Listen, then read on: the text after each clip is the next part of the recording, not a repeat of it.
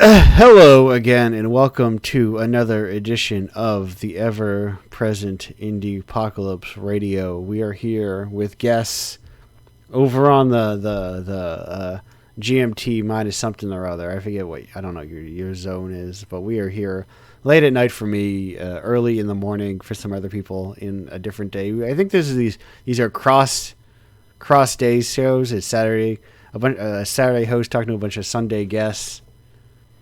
Time is all truly made up, and days and all that is truly made up. But we are here with a quartet of guests, all from the greater continent country of Australia. We are here with this of course is Indiepocalypse Radio, this show where I talk to people in indie games, in the indie game related space. People usually are related to in some way Indiepocalypse, because those are the people who I know the best and can reach out to the best. I'm Andrew, the organizer, the aforementioned host of all of this stuff. And we are here with a couple of people who you may know from their work in issue number 70 of Indiepocalypse with sync.exe. Is Reese and George. Hello. Hello. Can I have as we have double guests coming in, can I have a roll call of guests of, hey, George, how's it going? I'm good. I'm George. Perfect. Hey, right. Hey, Reese, how's it going? It's going pretty good. Really good. Now, listeners, it's up to you to now parse those voices separately from the rest of the show. That's not my job. Yeah. But I always realize when I introduce multiple guests during the exact same segment, it's probably best practice to hey, have them introduce themselves. But now I have I can skip my first question because I believe I've asked you this, Reese, already, of how did you find this thing? Because you've returning guest to the show. So I will start off. Sorry, go ahead. Yeah, I'm curious how George found out, because I don't know. Yeah, George, how did you find out in this collaborative project with a past contributor to the anthology?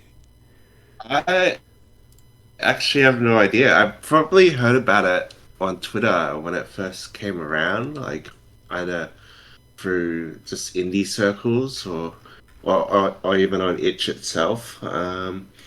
But people started talking about it again locally. So Reese and James Turnbull from Queebly.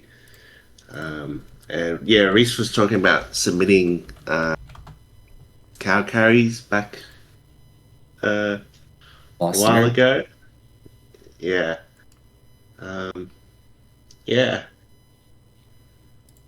So I don't know. George knows so much, and he doesn't do much with it. Yeah, I mean, no.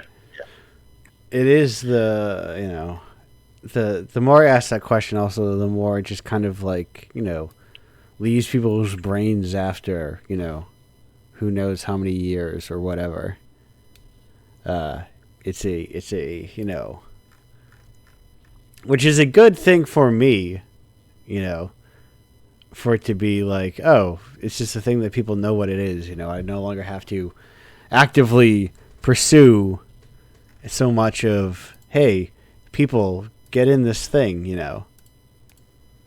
but yeah, because that is the essential part of this project, is that people continue to forever be in this thing. No longer works if people opt not to submit their games. Yeah, I tell people about it often. The 2 times I've been in it now, I'll go and print out the zine and then bring it to Beer and Pixels and share it with people. Be like, check this out. Check this out. It's cool. Yeah, Reese is spreading the word. And it is cool for me to as I do more events. This show itself is sandwiched between 2 events as I fly 6 to 8 hours in opposite directions, one weekend after another, practically. as I flew east to Berlin and then west to Portland, just to get these things in front of people's faces, you know, in the way that might be hard for them to do it on itch and find these games. Even through like through Indiepocalypse, sometimes I've had people be like, oh yeah, I saw a thing on itch, but I wasn't quite sure what it is, you know.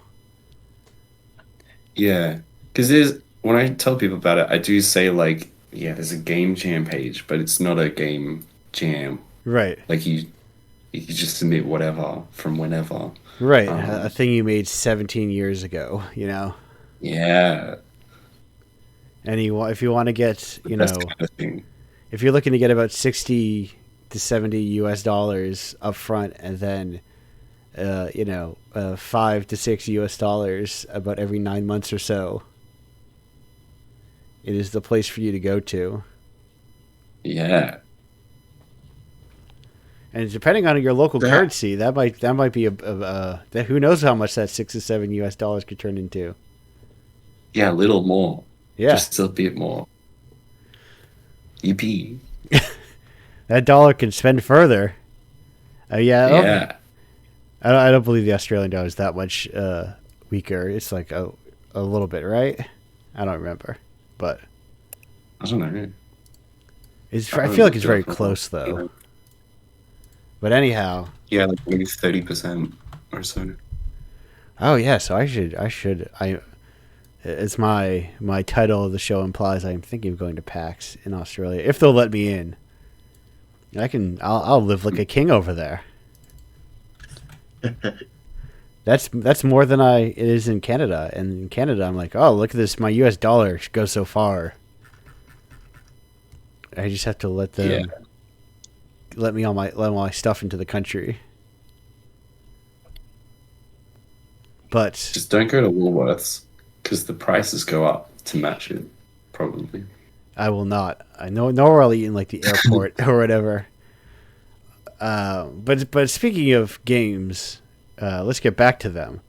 Hey, sync.exe. If people are unfamiliar, what is this thing? It's all right. It's cool. I mentioned it last time I was on this. We made it through Gamer Week.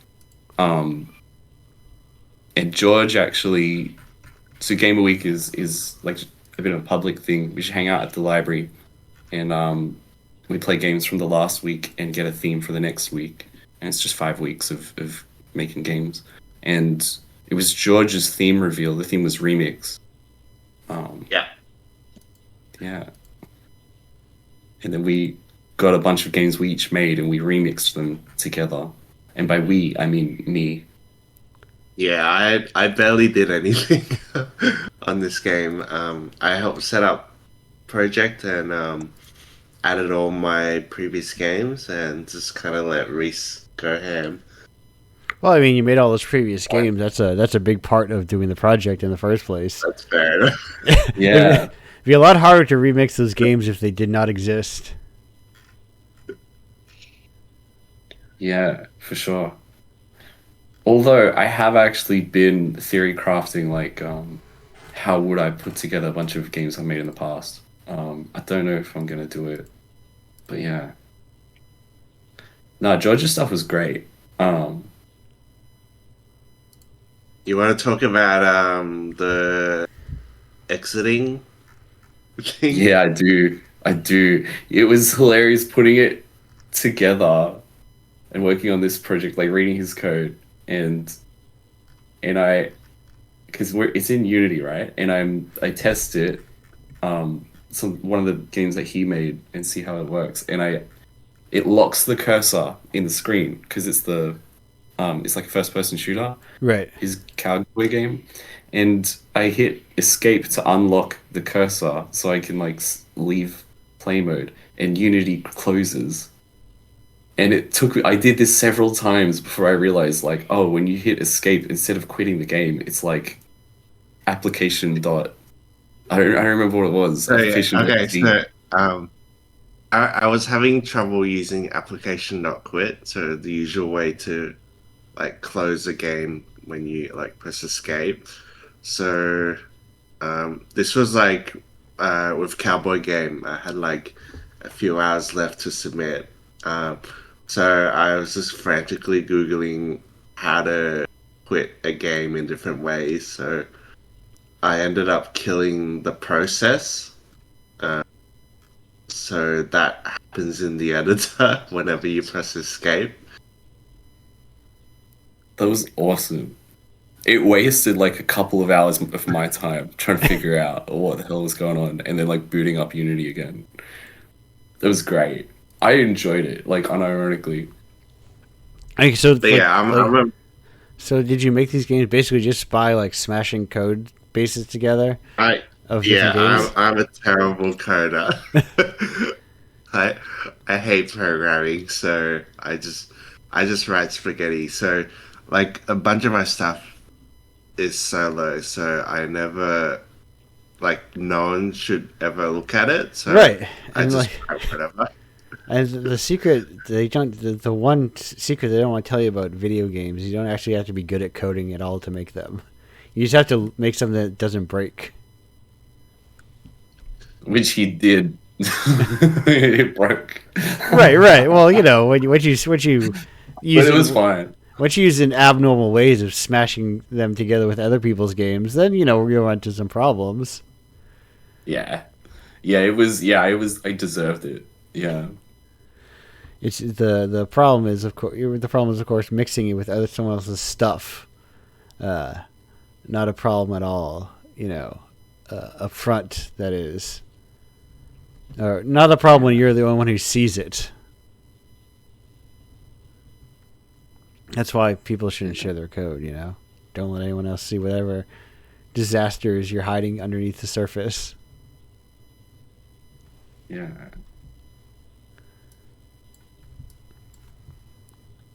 Oh, okay, good. I thought I lost, but Yeah. anyhow, you know, these video games, you know, these things that you smash together, or things that you don't, you know.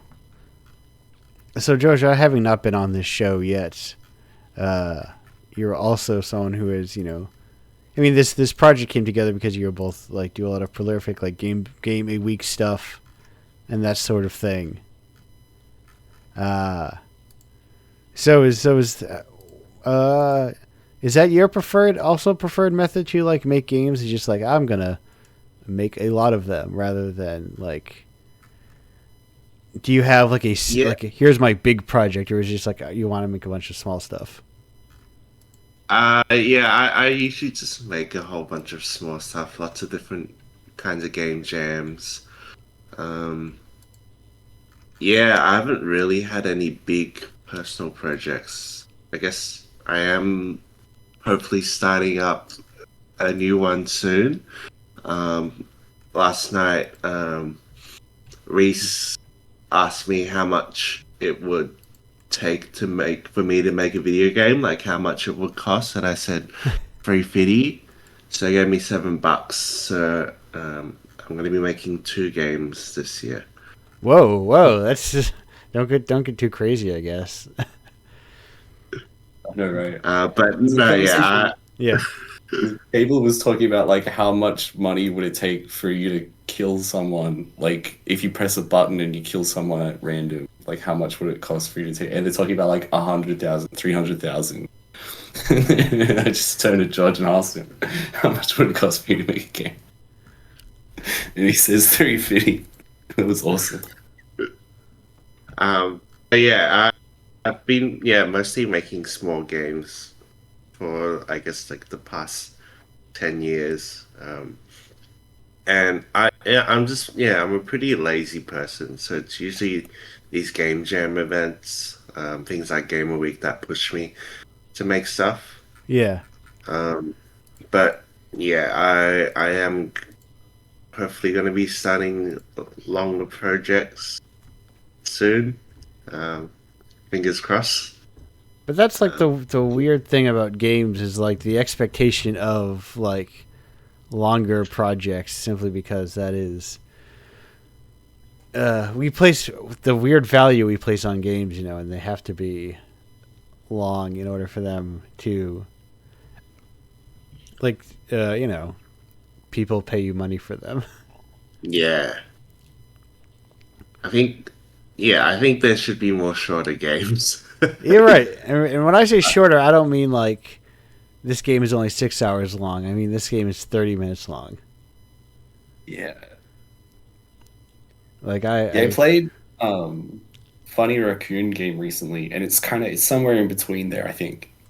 Um, it was really cool.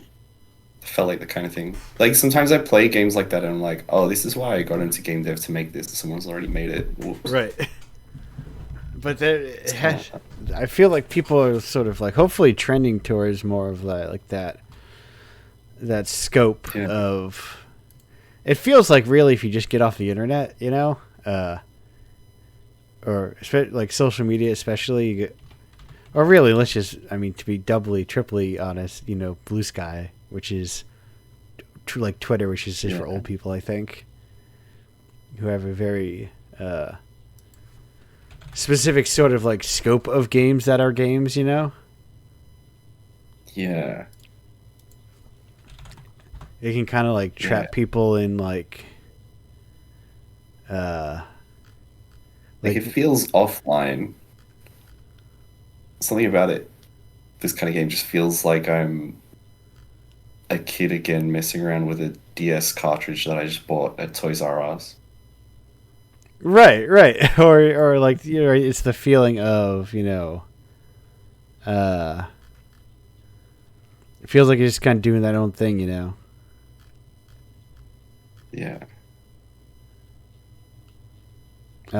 You know, because it can be very, very easy to get caught up in this idea of, you know,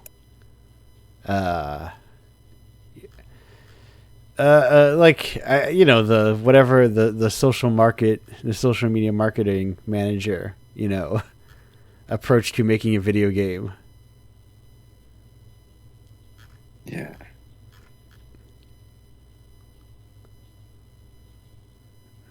Which is a very specific kind of, I don't know, narrow approach to game development. Yeah. I remember, yeah. George has this one talk about this one game he made for like a family member. I don't know if he wants to talk about it, but that felt like Yeah, I did a free play talk about making a game for my grandma. And yeah, so she was very old and pretty senile. Um, and she got an iPad, and I was like, oh, let's, you know, get her playing games. And I had a whole lot of trouble finding something that was like suitable for her. Um, like even like something like flower is a lot for her to comprehend. Yeah. And I ended up making, I guess it was a clone of these, it's like Tetris style games where you drag the blocks onto a grid, and whenever you fill up like a line or a square, it'll clear those blocks, and you just do that endlessly. And the reason for that was that there were games like that, but they had like things like ads and pop-ups and Yes, like right. menus and all that. Like she's not an English speaker as well, and like just having to like be able to like navigate through menus and like having ad pop-ups and knowing where to click to close them is a Right. lot. Especially if you don't have like the context for like phone Yeah. games. Like if you depending on how divorced you are from that context, you're thinking like, oh, is this an ad or is this a part of the game? You know, like imagine. I just had that moment of thought, like in theory, someone could never have interacted with an ad in their life. You know. Yeah, so I just made something that was just a clone of that, but with some mechanical changes, but without the ads and no menus, little text. Right. Yeah, that is like, you know, an approach to like game development, or like, the upside of like hobbyist game development that I think, it's one of those things that I don't know, feels like games don't know what to do with, Yeah. or like games culture doesn't know, or like, online games culture doesn't know what to do with it. It's one of those things where it's like, oh, if you're Yeah. offline, yeah, as someone who just came from fresh off an offline event, like, coming from a maze, you go, oh yeah, these games are like, here's a venue that's like exactly what I'm looking for, and here's a bunch of people who all get it. But you leave that, and basically no one is talking about, like, I get, maybe unless I have to be online constantly all the time. None of that stuff like permeates into like wider games culture generally, unless presumably. Yeah, I know.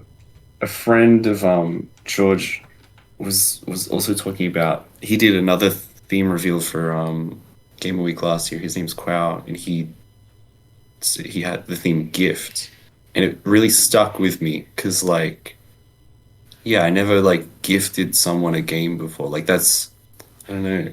There is, on in the online side of game dev, it's almost like just bigger is better. Right. And it's, yeah, just commercial. It's for everyone. But there was something special about thinking about it as making something for a certain person as a gift. And I actually did it recently. Because yeah, it stuck in my head. I made, like, in the week, for Gamer Week, what I did was we did like a exquisite corpse type thing where we spent a couple hours on a game and then passed on to someone else, and we did like 15 people.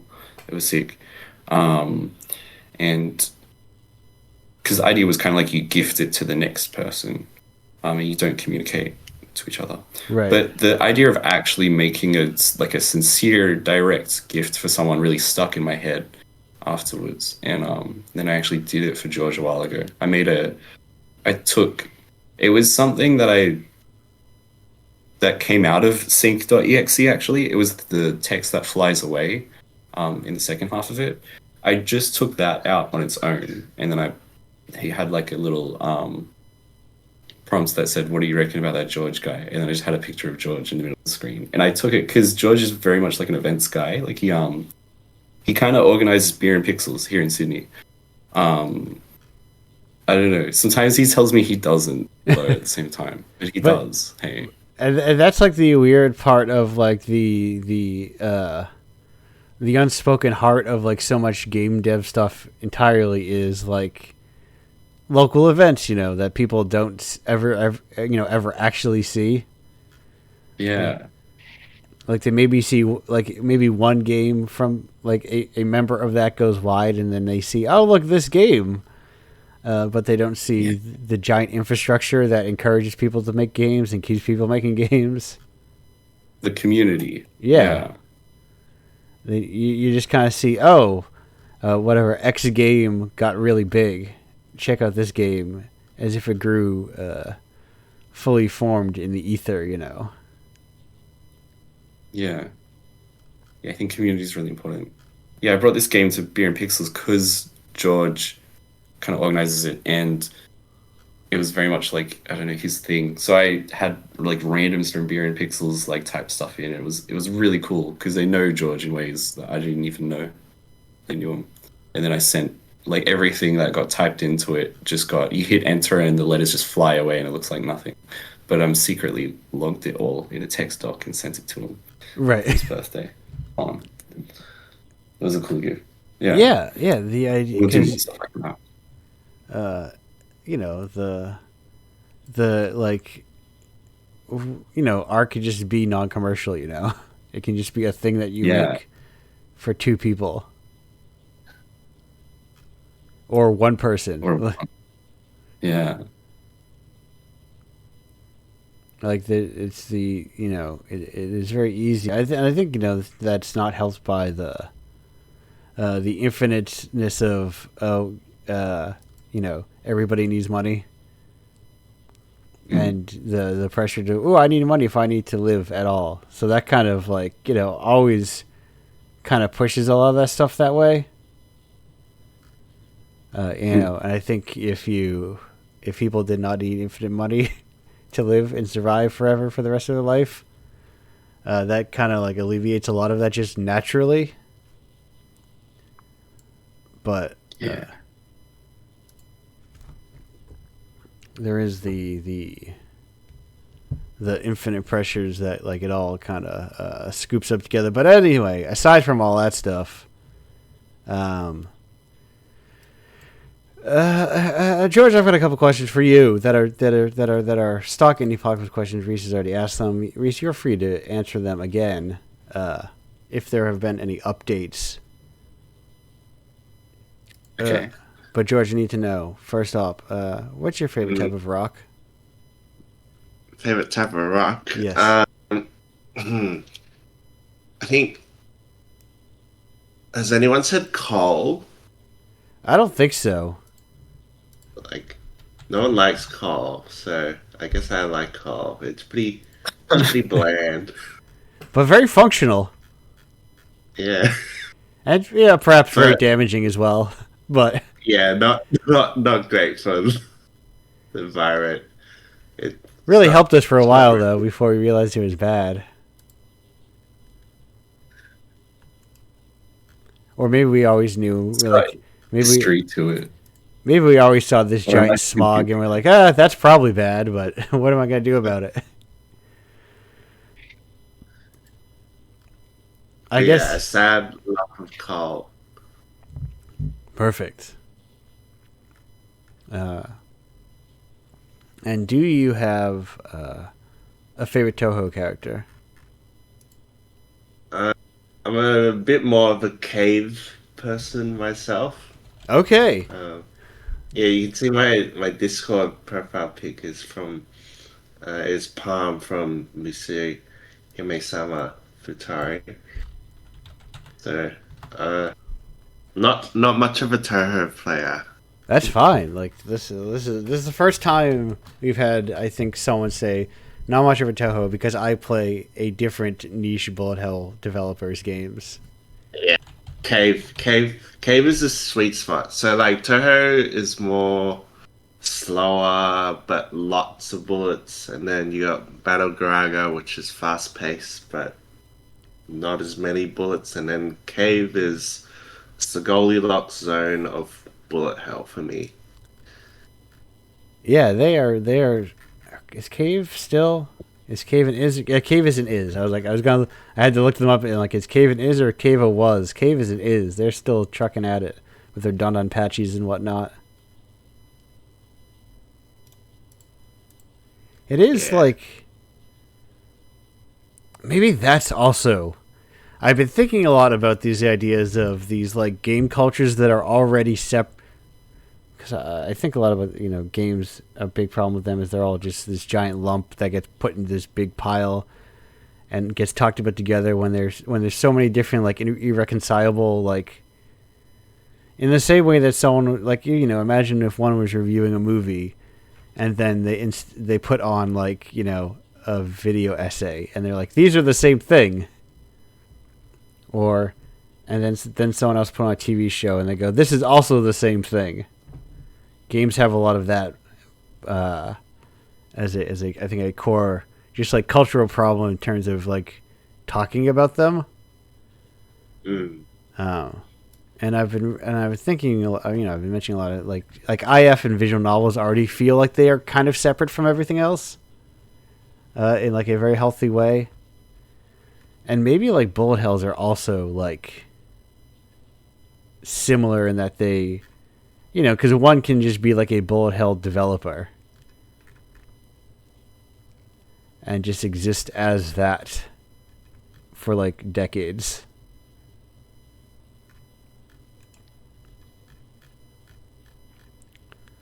But that said, Reese, George, thank you both for joining me here today.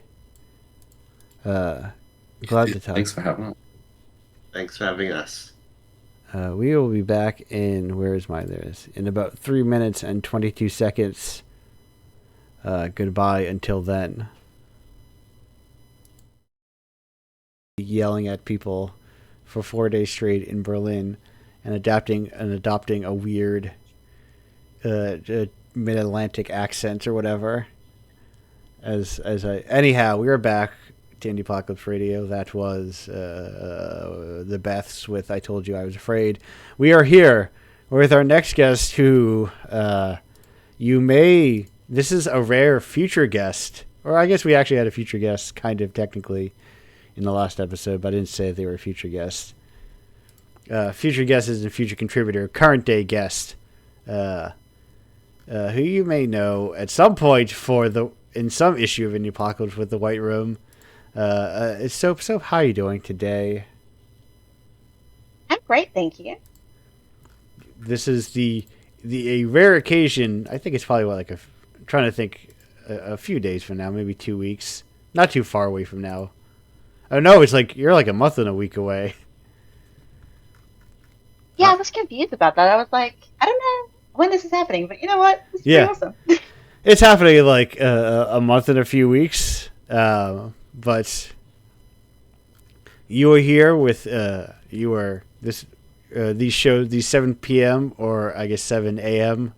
depending on where you are. Shows are less frequent, and you indirectly did the thing I greatly prefer, which is invite yourself onto the show. I love when people invite themselves onto the show. That means I don't have to schedule the show.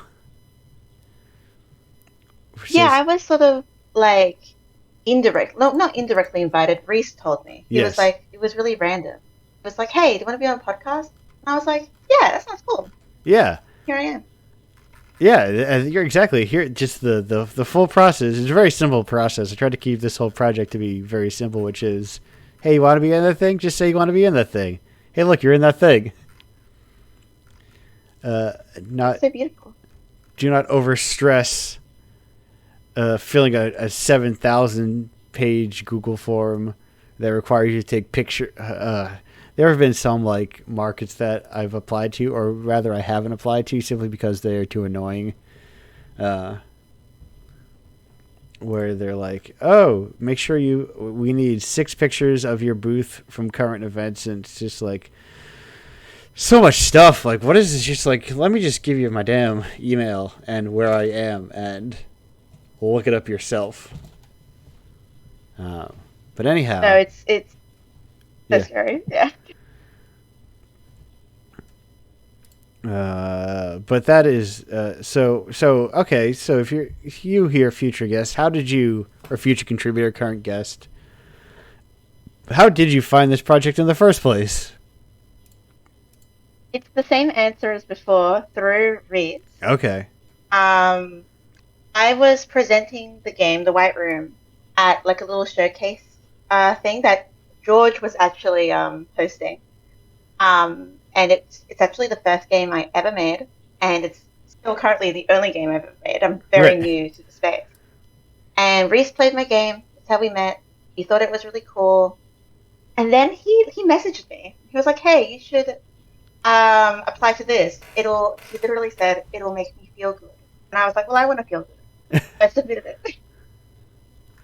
Right, and then luckily, I mean, I say luckily as if these things are pure luck rather than like a thing that I decide. You know, I don't just close my eyes and go, what 9 games are going to be included this month? Let me run a roulette. It is a decision, but. So, and then fortunately that decision, like, I think it's also about, there's the worst case scenario when someone's like, oh, submit this thing, and then you could submit something like, I don't know, like, I hate this thing. Why did they tell you to do that? Although I would never tell a person that. But, now, if people are unfamiliar, how would you describe The White Room?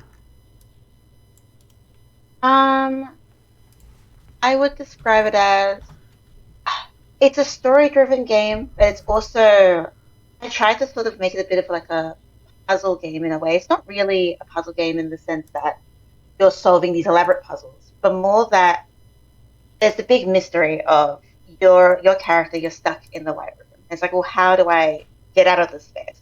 Yeah. And you're presented with certain options, and you want to try and figure that room out.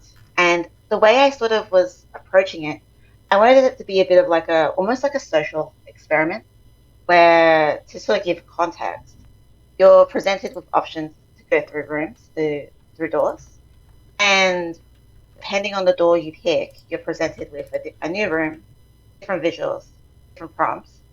And I really wanted to see like how people would respond to like an image prompt. So like, for example, you go through one door, it'll be, let's say it's like a really nice room. And it goes, okay, this is either your past or your future. Which is it? And I came up with that idea because I was like, all right, what would people actually think? You know, if they sort of saw this prompt, what would their first association be with this question? And so that was sort of how I tried to design it.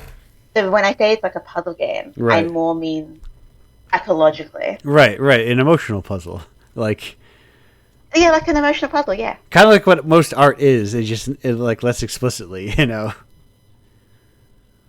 Yeah, because I've never made a game before, right? Right. It was like a really new space for me. I come from more of a screen background and also a prose background. And so when I was sitting there thinking, okay, I'm going to be trying to make a game, I was like, what sort of approach do I take that makes sense for a game? How do I make it like interactive? Right. And so I wrote it that way. It was a really interesting process for me.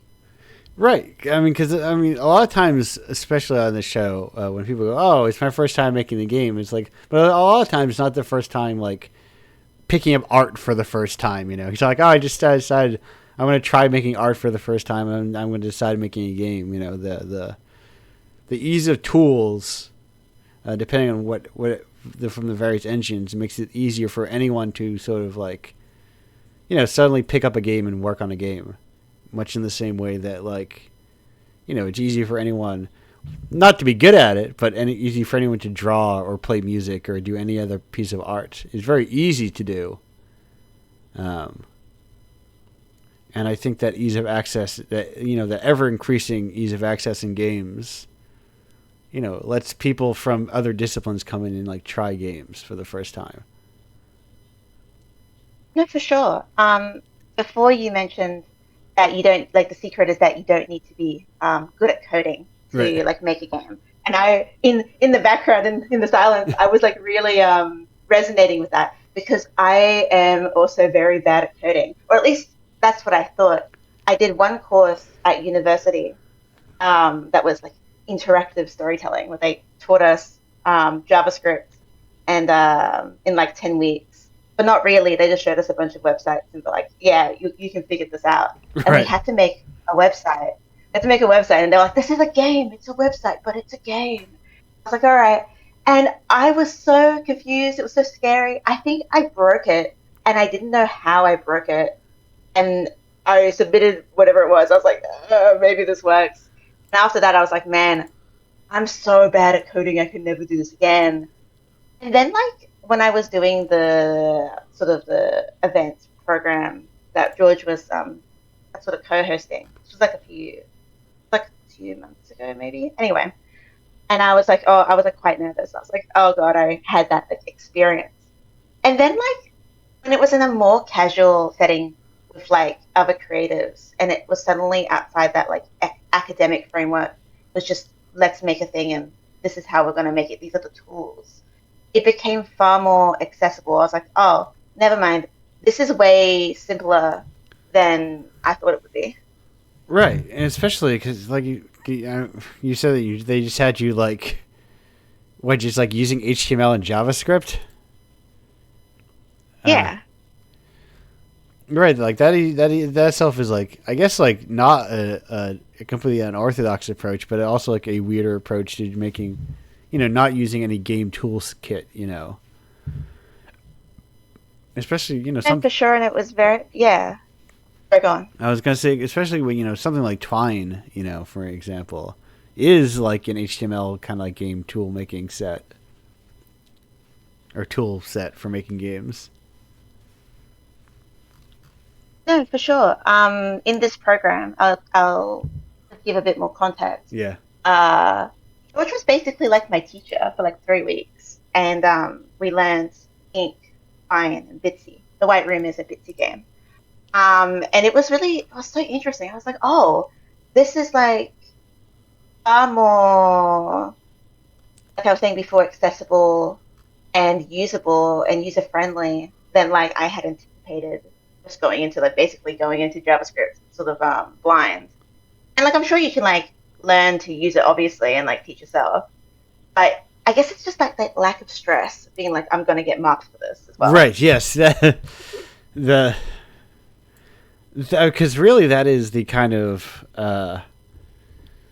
the pre-workplace. I think that's what just like impacts a lot of just like game design decisions. Of instead of I'm going to get grades for this, I'm going to get money or not get money for this. That kind of pushes people's decision making process, trends it towards like a this kind of like creative medium spot of like, oh well, I have some ideas, but I'm going to tamp down my ideas because I want to make sure I finish something and that people like the thing that I finish.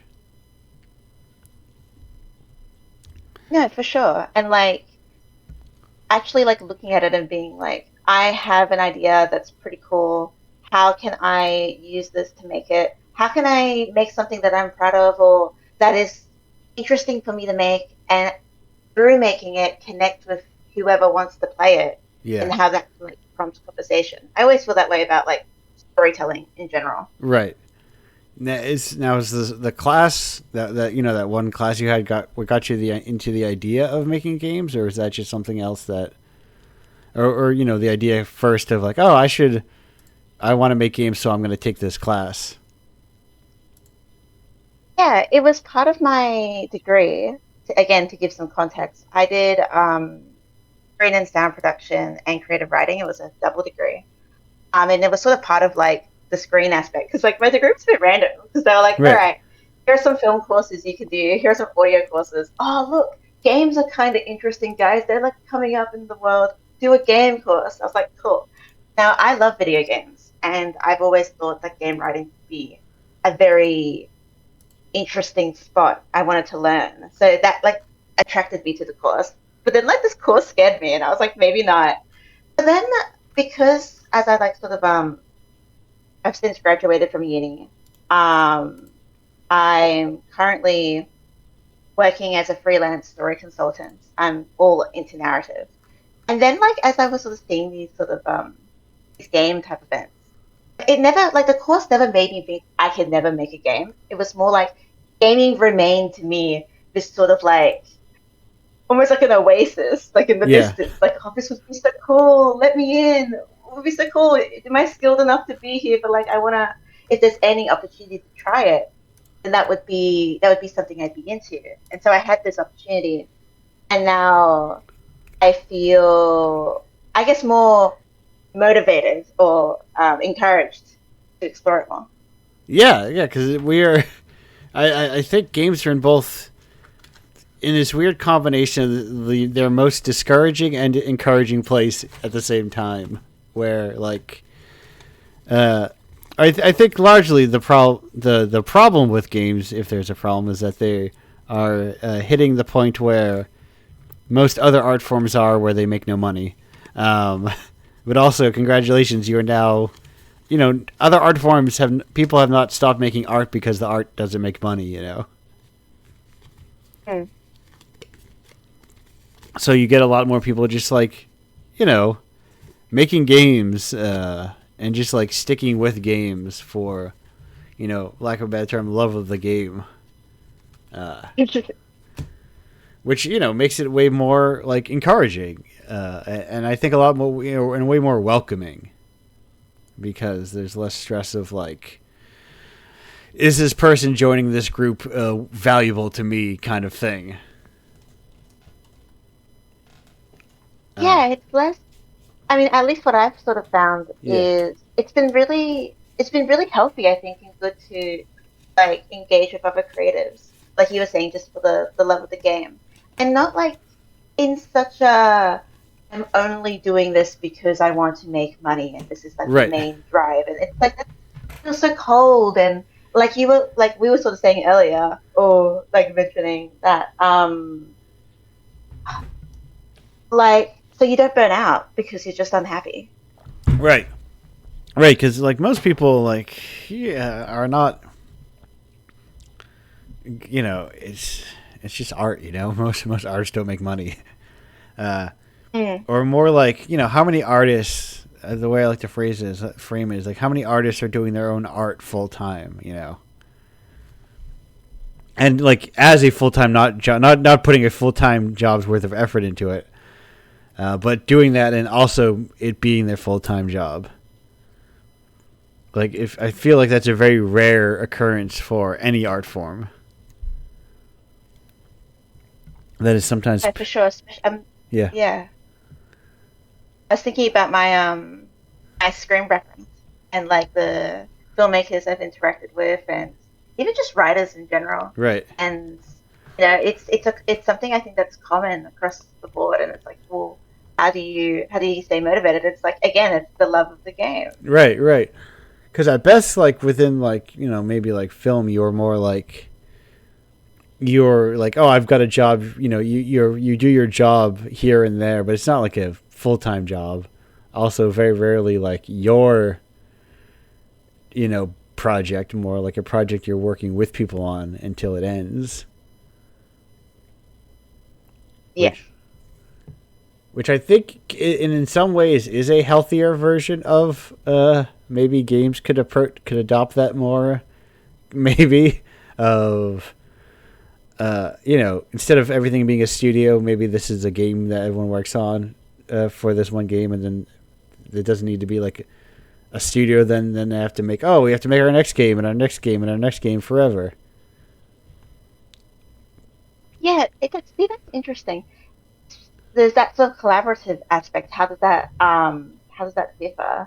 Because something I've been learning more about like screen and TV, and again, I'm very new to the space, but Right. still, I'm getting the picture quickly, right? Right. How collaborative it is, super collaborative. So many working parts at once for the one project, and when you like watch a show, you don't think that you're like, oh, okay. You see like episode written by, and you kind of forget about it, and then you think, well, created by, written by. Then you have like a million producers. What does that mean? And then like when you like peek behind the curtain, you're like, holy moly, Right. there's a lot going on here. You're like, what is a best boy? And you're like, it's something. It sounds important. But Yeah, there's all these There's all these little, tiny individual, that all like feeds into the singular project, and then that singular project ends, and there are like production companies, but they work at like different they don't work in the same way that like in theory like a game development studio works, though often feels like game development studios do act like that's how game development works, and that the project ends and they lay off half the people, and they say, oops, you're on your own. suddenly. Especially for like live service projects. Oh, I guess the extra downside of live service projects is then 2 months later they lay off everybody because their game wasn't a Fortnite instantly Fortnite, and therefore is unsustainable. Which puts, I feel like, it puts game making, I'd imagine, in like a very weird spot where it's like, well, like what we were saying before, what motivates you? What types of games are being made? I'm thinking back now. I'm getting confused. I'm thinking this is back to I think your conversation before with Reese and George, like making these smaller games and what's the value of that, Right. versus these really big games. And does every game need to be this big, huge game? Like is that it's all sort of the same. Yeah. It creates this. A lot of it I think about is that how games don't really have like an arts culture in the same way that other mediums do. They sort of like the hobby there. It doesn't have the culture around it, despite obviously it has the people making the things that would, in theory, exist within that culture. But there isn't like the same sort of like audience and critical emphasis around that sort of like art house sort of project, despite the fact that they exist like in droves and kind of always have. But there's like maybe 2 events that are similar to like film festivals in terms of, but they're video games, between like Yeah, I feel like I was. Yeah. Oh, so sorry. I was didn't mean to. oh no, I was just saying between Amaze and like Free Play and maybe one other that I can't think of, but there are very few that feel culturally similar, To it. Yeah, I was gonna say I feel very fortunate that um my first sort of, I guess, encounter with game development outside of university was through this program with George, and sort of being able to quite immediately encounter other game devs in these sort of community events. But like I was talking to Reese about this, and he was like, "Yeah, this is like it's not like this. It's all like this. These sort of community type events. You've just sort of got to find these pockets." So I feel very lucky that I was able to sort of find the pocket. Yeah, I think like the creation of these, small pockets is essential for the, Yeah. for the medium long term. It'll be all this like invisible work that not that it should, and that's even worse. Not that it should be invisible, but it is largely, I think, like invisible work that is essential but often not seen. But it kind of like fosters game development and keeps the art form healthy. And speaking of essential pieces of life that are often not seen and thought about, rock. So, what's your favorite type of rock? The rocks question. Yes, the rock. Does it have to be? Does it have to be a particular type of rock, or could I tell you my favorite rock? It could I be have? anything. Like you can take that question as open ended as you want to. The question is simply, what's your favorite type of rock? How you would choose to interpret that is up to you. Well, I'll tell you my favorite, I guess, type of rock is this very particular rock that I have that my friend from Melbourne got for me when we met online and we met in person for the first time. This was a few years ago now, and she had picked it up from the beach, and she was like, "I got you this rock because it reminded me of you," and I've literally got it. And that was like, it was so special to me, and I was like, "Oh, this is the most like wonderful thing that's ever happened to me." So to answer your question, my favorite rock is the weird beach rock that has me vibes. I mean, that is, the individual rock is a popular type of rock within the rock answer in question. Like this one that I have that other people don't have, and as a My second, special rock. exactly, it's the man. Is there no greater example of humanity's insisted of placing value upon meaningless objects as there is having an important rock?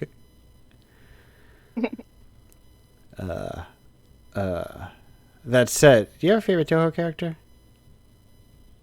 I have actually never even heard of Toho until this morning earlier, because Reese did text me and he was like, "You may be asked about Toho." And I was like, "What is that?" So I looked it up, and I've seen it before. I recognize the look, but I actually have never played. That's perfectly allowed.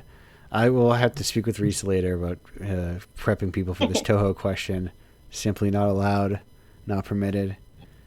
They have to come in clean. Can I say? Yeah. Can I say best character is my favorite, and whatever you think the best character is, that's the answer. Okay, so that would be the catfish. That is my default. I will paste it in the chat so you can see. But my go-to, I don't know what it is. Give me one. Here is it. Here it is. Oh, I love him. It is unnamed He giant. kind of looks like a rock. That's giant unnamed catfish, of course. He's just hanging out, you know. He's just chilling, just relaxing. He's chilling, yeah. He's waiting for someone to stick their arm in the water to catch him. Anyway, so thanks for joining me here today. Thank you for having me. This is really fun. Yes, glad to have you at some point in the future. Keep an eye out for the White Room, rare Indiepocalypse preview event.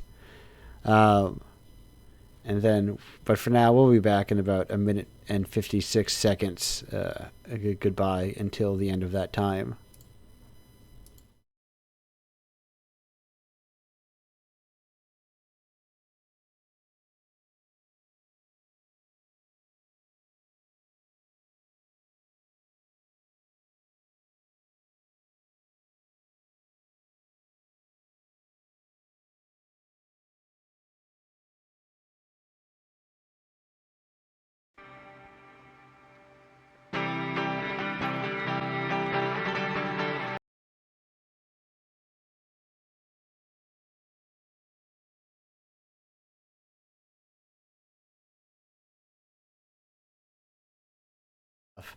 Hello, welcome back to Indiepocalypse Radio. That was The Knit Separates with All the Pretty Pieces. We're here with our final guest of the show, who you may know from also, I guess, this thing that has existed in nebulous space for a while. Upcoming Indiepocalypse Iron Circus collab project, perhaps, or already existing, depending on where you are. But also a lot of stuff, Captain Forever, Romcheck Vale, etc. Farbs, how are you doing today? I am loving listening to this podcast, and also I have a cold, so mixed. Yes, I am loving doing it, and also kind of have a cold. God, 2008, holy shit. Sorry, I was like, how old can Romcheck Vale really be? And it is very old. Yeah, well, I would feel better about that comment if Romcheck Vale was the start of my career in game development. Right, but actually, It absolutely was not. So I've been doing this for about 25 years now. Yeah. No, that is, I mean, that's a, and it's kind of like the things I say about people talking about, like, people who last forever within games, you know? Often are like... Yeah. Are like actual working game developers, and also do a lot of hobbyist stuff, you know. Right. It is lifers. Right. There's so much of, like, I've seen so many people who make, like, studios, and, like, here's our first game, and then I never see them again after that game comes out. Yeah, well, every now and then I'm just like, hey, I just remembered someone I haven't seen in 10 years floating around the internet. Are they still making games? And you sort of try and find out what's going on there and if they are or not. And, like, it's sort of amazing. Every now and then you do that, and then, like, a month later, that person will pop up with, here's what I've been working on for the last 10 years. And it's amazing. Right.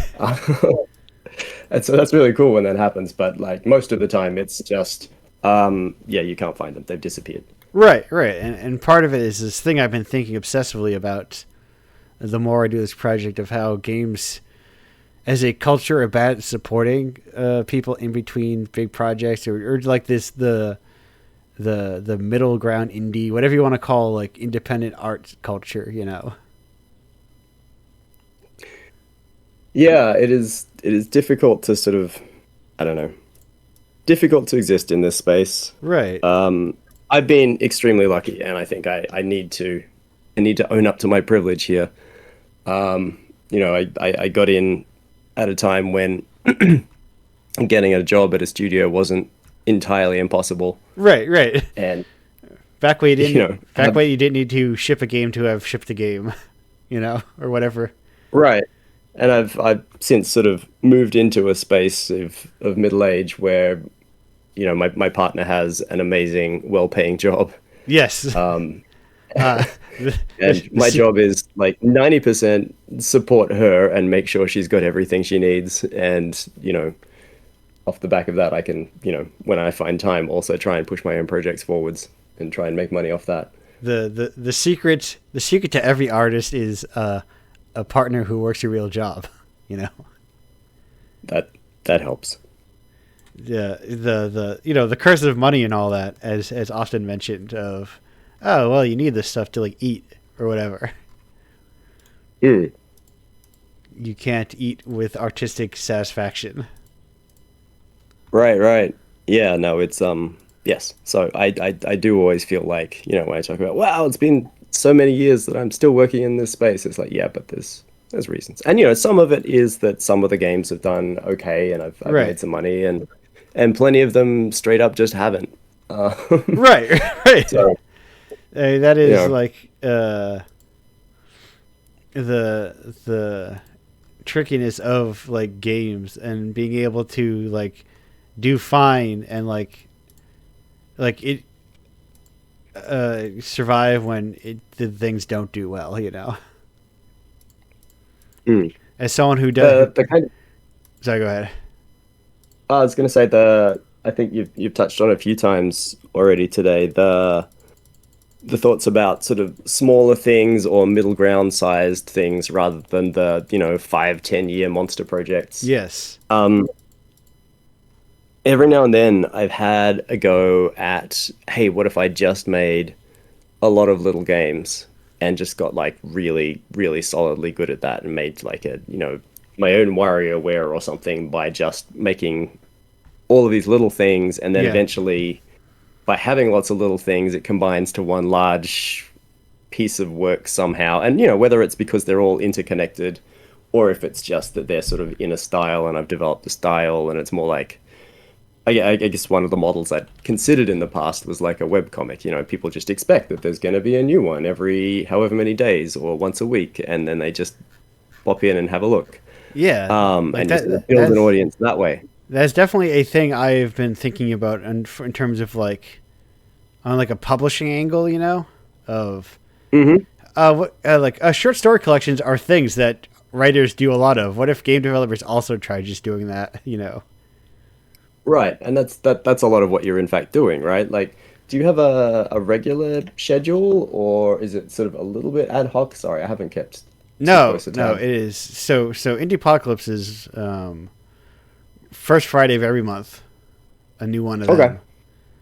And then I also the second Wednesday or 2 Wednesdays after that Friday, I do like an individual tape club release, which you were part of at one point, and Right, still right. are part Yep. of. Still exists, hasn't gone anywhere. Cool. But that's where I've experimented more with like the short story collection approach. Like if you're I don't know if you are familiar with the freeware juggernaut Cultisti, is just the developer who just makes a bunch of small freeware games. That's just what they do. Okay. Yeah. And they're all like super cool. But and that was one of my earlier projects. Like, let me try to make like a short game collection out of this, Okay. just to present this model of, what if people just actually only made what if someone just only wanted to make short games? Like what would their Right. collected work look like? Okay. So yeah, I did. The times I've tried it has always been a bit interesting because, I always leap into it with like, yeah, I love making short things, Right. and like, you get to get in, build the thing, and you're done before you're utterly exhausted or sick of it or over it, and then you get to jump on the next one. That's exactly what I want in life. That's where I want to be. And then the moment you actually commit to it, it's like, oh god, I've got to make a thing. Right. Right, and then And suddenly, you need to do the everything around that thing of like, oh, I need to share this thing with other people. How do I get right, that too. how do I get other people to see this thing? Yeah. So it's been sort of interesting. I've never quite managed to land it, but I've had a few cracks at it, Right. and yeah, I think one of the things that's changed in that as well is like I used to read a lot of webcomics, and every day there'd be a series of websites that I'd go and check and see what's going on, and that number of websites has gone down and down, and I think that's true for basically everybody. Yes. Um, You're describing my old habits of like what I used to also do. Yeah, right. And I think that's just true everywhere, right? Now everybody's got like one or two portals that they click on, Right. whether it's We one all, social media feed or or we all just we and that's all. it. I now read all my webcomics on either Instagram or Webtoon. You know. Right. And like those are all to some degree set up as like almost like you've clicked I would like to subscribe to whatever this person is making through this portal that'll just put it up in my feed, but there kind of isn't one for games. Right. Like itch, Like, I like mean, I guess, kind of, yeah, kind of. but There's like followers, right. but it's not like everybody pops open their itch feed each day to No, see no, what's new, no. Like right? I Like, do usually, but I'm a madman. okay, yeah. I'm a It might be a fringe special user, case then. I would say.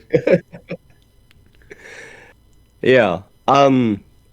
Whereas, yeah, I'll scroll through. I'm mostly Mastodon, but I've started peeking at Blue Sky.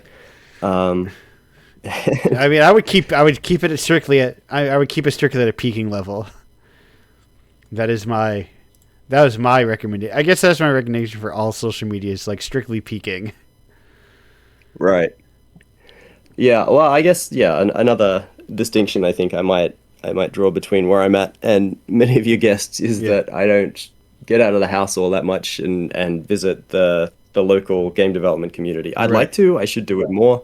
It's just sort of finding the time Yes. and remembering to have a shower in time and Right, getting you know, organized. it's the benefit of the childless youth. You know, you just kind of run around and do your own shit. You're like, nobody requires my time. I can do whatever I want. And I think there might be a bit less of it in Canberra as well. Right, Which is right. where I am. You also There is some, and I'm actually super impressed with the people who organize it and run it, and very grateful for the occasional opportunity that I actually get in on. But for the most part, I don't even know what's happening. right. You know, also things can be spread out. And it's like sometimes it's not just a quick 10-minute walk. You know, to an event where you're like, I have to also go 40 minutes to get there and then Right. 40 minutes back. Yeah. And then it's like, is this worth, maybe 2 hours sunk simply in travel time? Because a lot of times I will not go to if a local event is just a talk, you will never see me there. Because that is Right. 2 hours travel, an hour travel to see someone talk, to then drive an hour back. It's like I need to be able to interact with people. Right. Yeah, and if you want to see someone talk, then Right. we have the internet for that. Exactly. There is, But actually, the real value of the event, I think, often is usually just, and then people go for drinks after. And then you Precisely. actually, right. That is so as someone who then has to drive an hour home, I try to maximize my Right. hanging out time. Yeah, maybe minimize the actual drinks, though. Yes. No, I'm just 2, 3, 5, 6. Then you hit the road. Just careening down the highway. Oh dear. Okay. Well, I'm glad you're on a different continent. Oh yes, of course. No, I listen. I'm cheap. If I wasn't cheap, it's a mixture of safety and cheapness. Of I'm not paying $10 for a beer I don't like, Right. and then driving home with it. No, thank you. These cars are giant metal death machines. I think the other thing I'm fighting up against is I had a pretty long period of it's actually difficult for me to get out and do things because I've got a kid at home and Right. and I just ditched them there.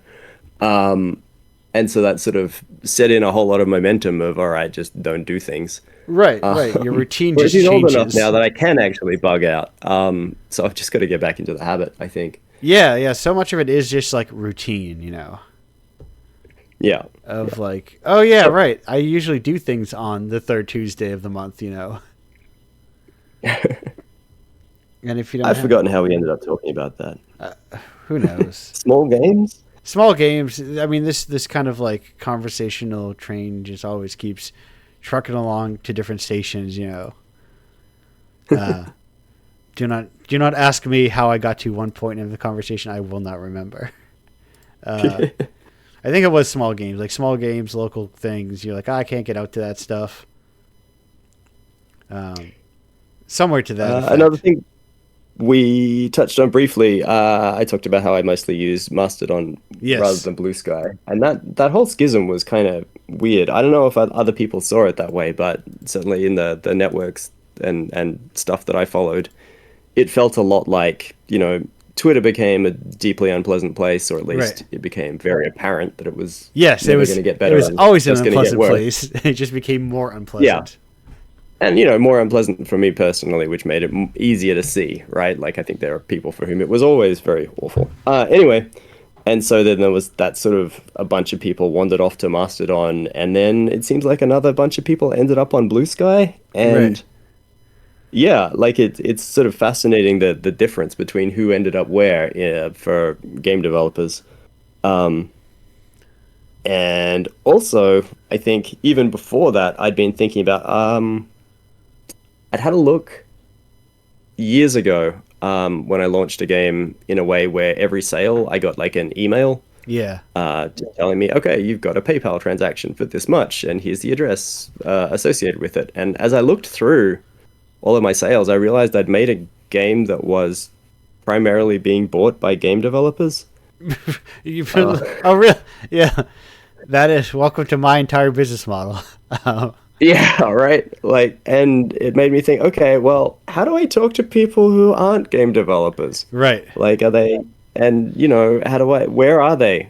Because they definitely weren't on my Twitter networks. Yes. And I don't have an answer to that. I don't think, you know, there's a lot of... I mean, I do have an answer to that, is that you go to massive gaming events. Okay. Like... that is how I've done is I just go to PAX, you know. Right. And yeah, okay, that makes a lot of sense. But then, like, to keep in touch with those people and stuff online, are they just not as online as we are? Is that what's happening? I don't know what it is.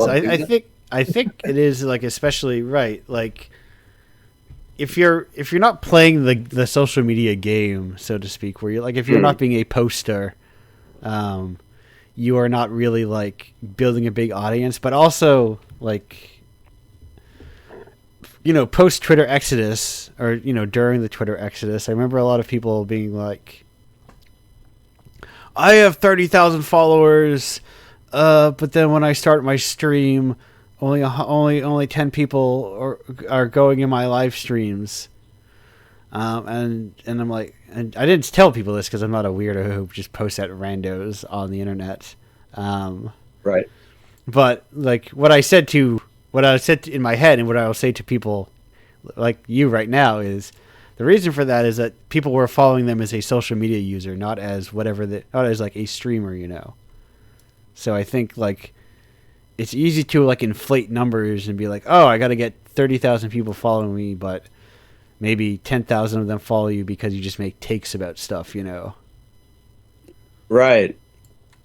I definitely noticed on Twitter there was I think I must have just been on some list or some recommended thing, or maybe someone who was way more famous was following me for a brief period of time.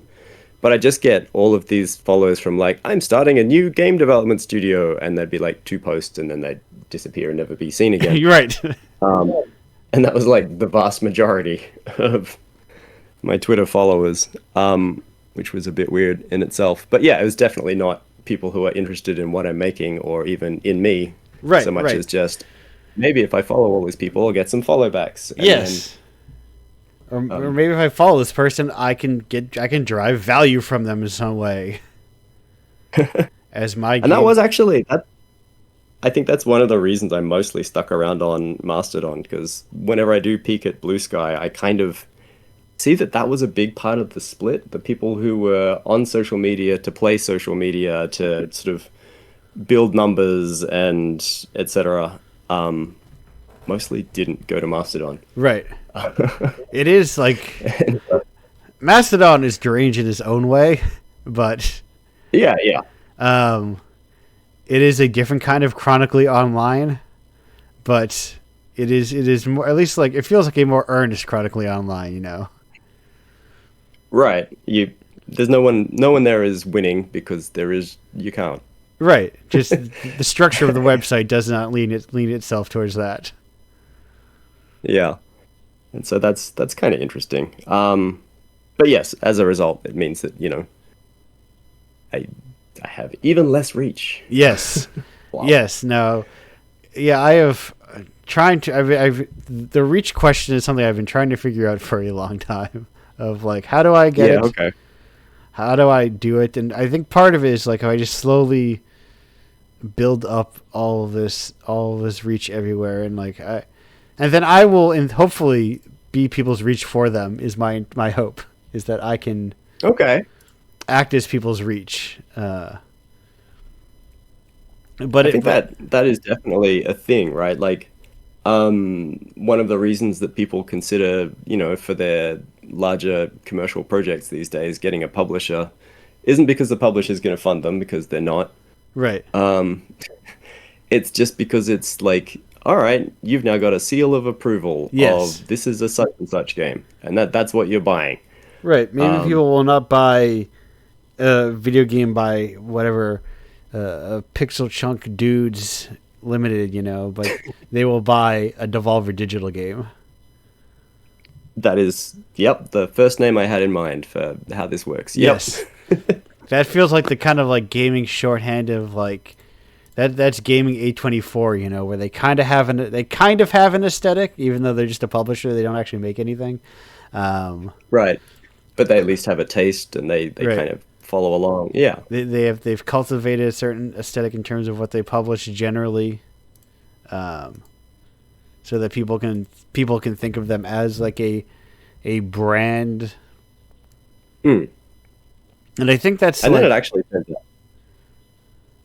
Yeah. And I think that's in like a way to do things, and I think just more people need to do that, like with greater frequency, and realize that anyone can do these things. Anyone with a couple bucks can just become a publisher. Oh, right. Like, yeah, I think the tricky thing is though you still need to be a publisher that I don't know, you're fighting exactly that one battle of how do I get the eyeballs on the stuff I'm making. Right.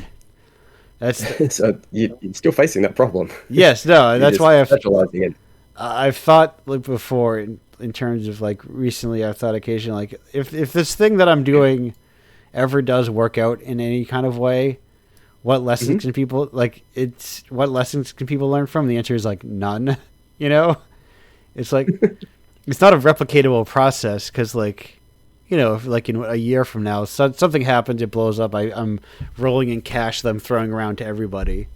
You can't be like, oh, here's what you do. You make sure you get a lot of wish lists and participate in Next Fest, like a thing that you just repeatable. It's like, oh, you spend over half a decade slowly cultivating relationships and becoming connected to people all throughout game development all over the world.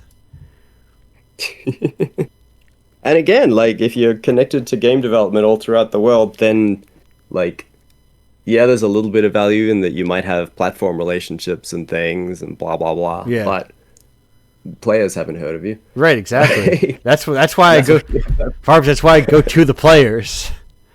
Right. Yeah. No. That's good. That's why. Yeah. That is. That's why I'm going to Amaze is for the game developers, but PAX is for the gamers, and I'm going. I think on a live stream I can say that I'm going to GDQ. Okay, that's cool. I'm just vending there to try vending there. Yeah. Trying to just figure out any place that will take me. Nice. Yeah. Yeah, I think sometimes you see people manage this through Reddit. Hang on, a coughing break. Yeah. But every time I've seen it happen, it's been this most kind of grotesque, cloying, wow, thank you, Reddit. You're the stars of the show here. Yes. And about how successful my game's been. And it's just, I can't stand it. It's so so obvious Right? Yes, it and is fake like and gross. Like, can't people just say, I made a thing and it's really cool. Do you like it? No, you're yes, not allowed to say that. Like, even on Reddit, there's things like, if you've got a great joke, you have to preface it with, I heard someone else say this, but they don't think it's funny. Do you think it's funny? right. And then It's just my friend like came up with the most amazing joke. Can't you, help them feel good about themselves? And like, no, you can just tell the joke, surely. right. It's the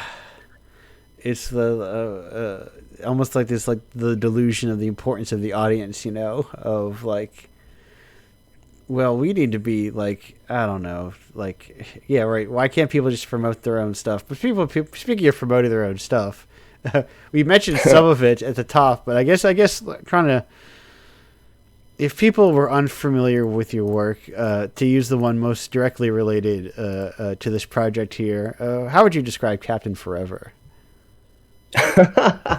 I'm trying to part Yeah, of the yeah. Indiepocalypse classics, indie game classics line. Yeah, right. Captain Forever, I think I usually describe as it's like Lego spaceships. Yes. You are building a spaceship out of parts as you're flying it around and pew-pewing other spaceships. Yes. So there's no bouncing back and forth between an editor and the playing. There's no indirect control or anything. Like if you put a thruster on the front left of your ship and it's the only one on the front left and you hit reverse, you're going to spin in circles. And so what you build actually has a substantial impact on how it works because it's all physically simulated. Yeah. Yeah, and it's a series of games that I've been kind of pottering and poking at on and off for, oh my God, 17 years? Yeah, come on, nigh on 2 decades, Yeah, something like that. And so yeah, there's the trilogy collection, which I think is what you've got on. Yes. Is what you're selling. Yes. And that is sort of the most canonical. This is what this is. There's a still incomplete version of one that's rather than just being sort of arena shooter and things fly in and you blow them up and build yourself up. This one's much more you explore a vast universe of things and choose whether or not you're going to be delivering mail or mining asteroids or just battling things out and selling scrap. And yeah, it's unfinished but still playable.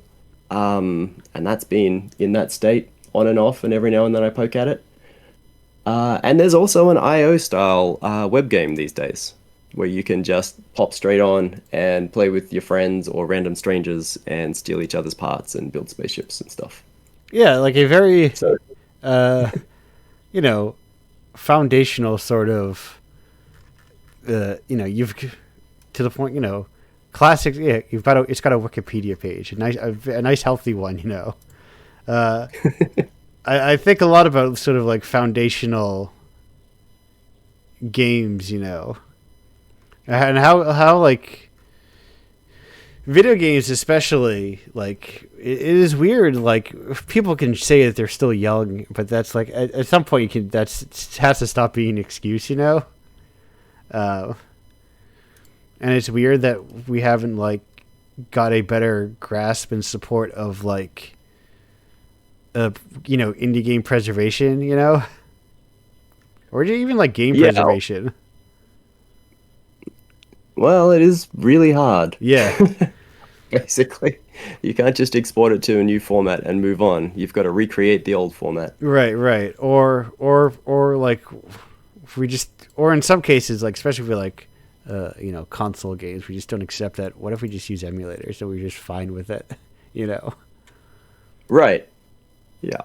I mean, I think that's kind of how we preserve all of them in Right. any kind of way, isn't it? Like, is DOSBox anything but an emulator at this point? No, right. These are all just like, hey, we made emulators that like more or less can play most things, and then you just like, why not just still sell those old things? we will never have video games. Will never have as a clean, as clean a master as like music or definitely not text. Text is the cleanest master there is. That's just text, baby. Nothing can go wrong with just text. Yeah, I guess. I don't know. I mean, we're making digital things though. Right. Like unless you're concerned about losing, box art and manuals and things. Which, Right.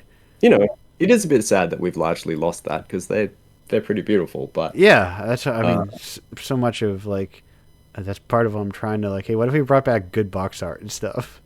On the flip side, though, not having to suck up to a publisher because you need a distributor and you need somebody who knows how to actually make boxes. Yes. In order to get your game in people's hands is really like, I know that change happened some time ago now, but people, it's still mind blowing how much that changed things. And it's been weird to see people like willingly bring themselves back to it, because it's like,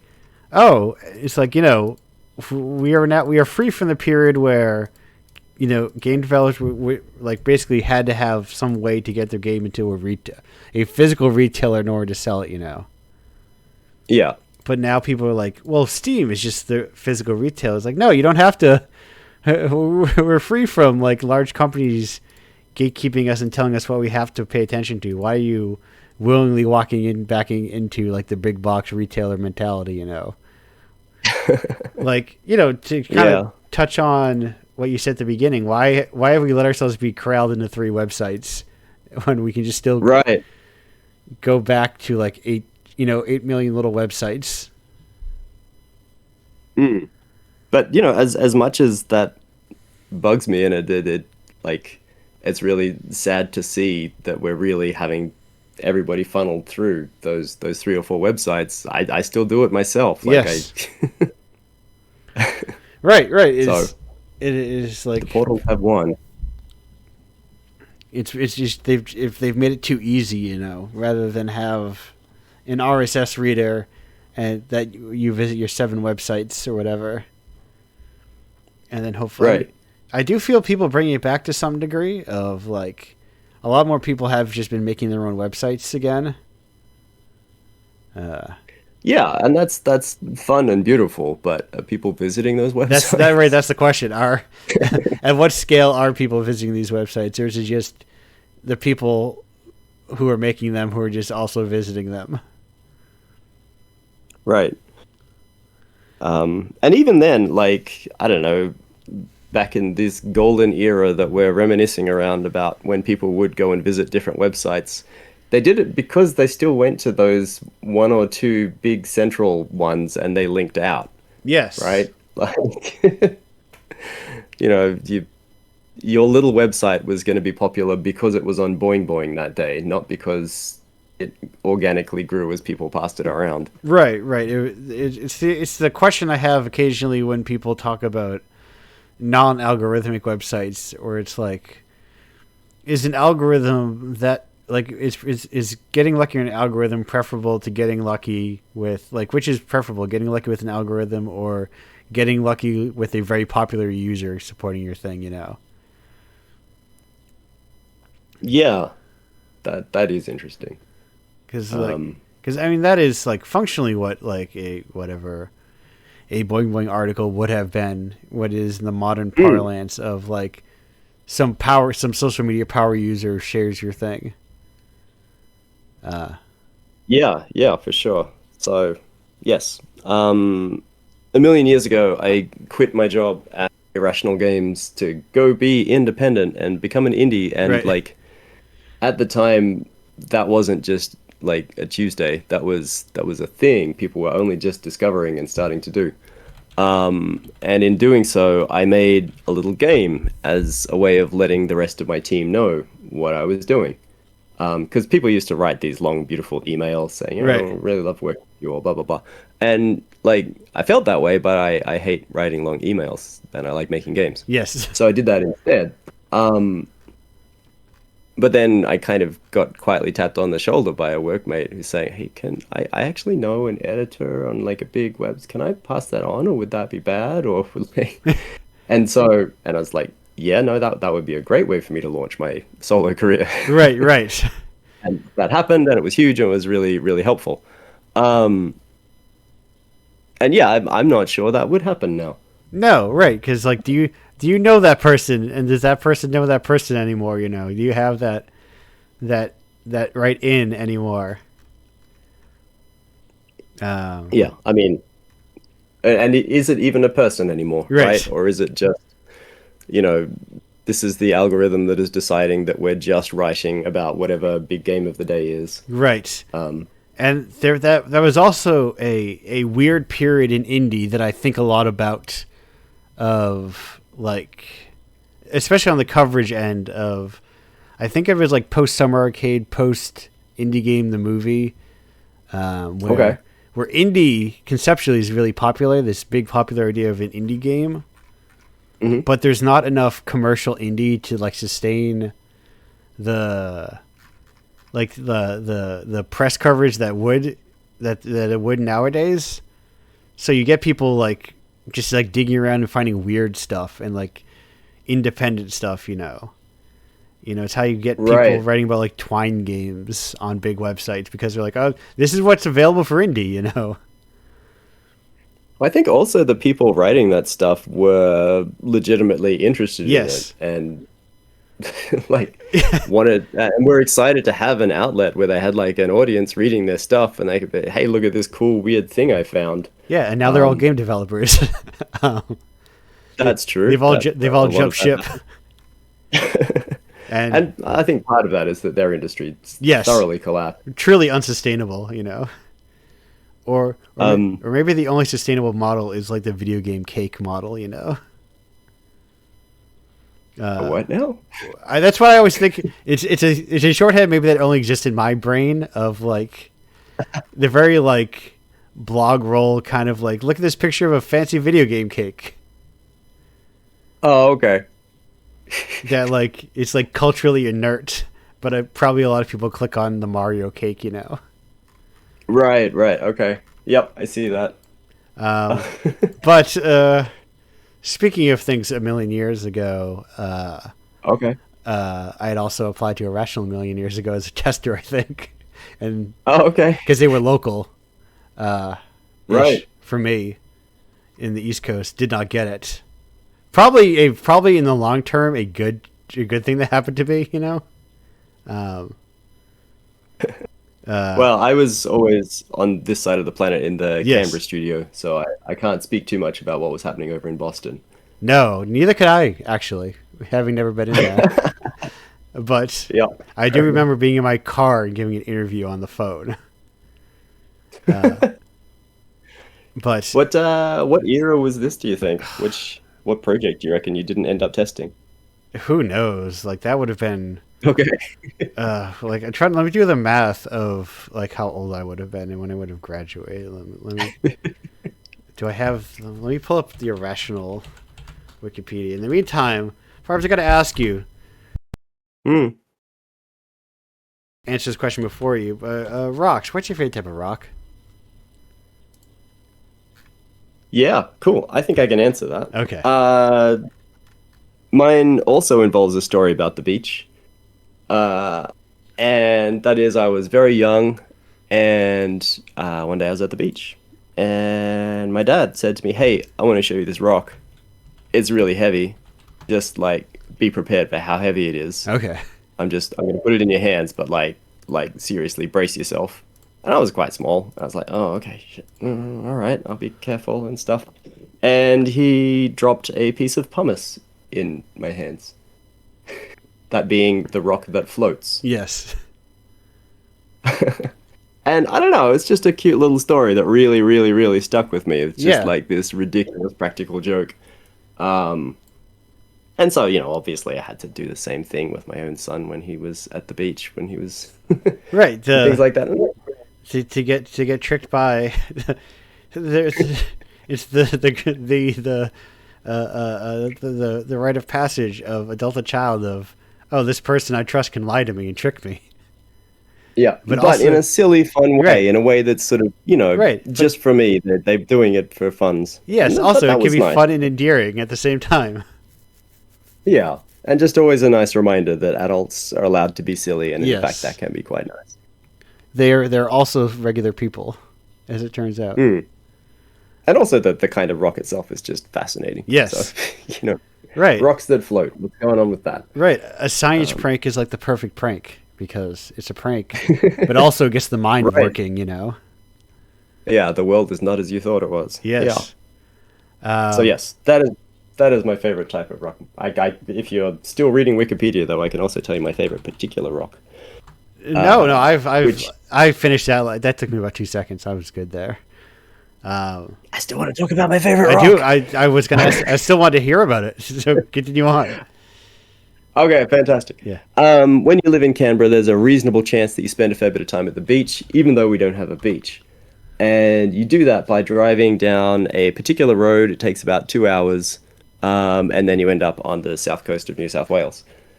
And about halfway along, there is a rock. And that rock sits there by the side of the road. It is right up against the side of the road. It's maybe about a person tall, and it is completely covered in paint. And that paint, most of the time, says, Happy somethingth birthday, Steve, Bob, Jane, whatever. It is the birthday rock. And, it is this weird tradition where people just paint birthday messages to people they think are going to drive past. And it has been going on for decades. And I think the rock must be substantially larger by now with the amount of coats of paint that's been on this thing. It's just constantly being done over and over and over. And it's just such a nice little thing. So I'm always happy to see the birthday rock. I'm fascinated now by this Canberra birthday rock. I'm trying to see if I can't figure it out, or if it just is like a non-searchable thing. If it's just like a thing that exists, you know. Yeah, now I gotta find out.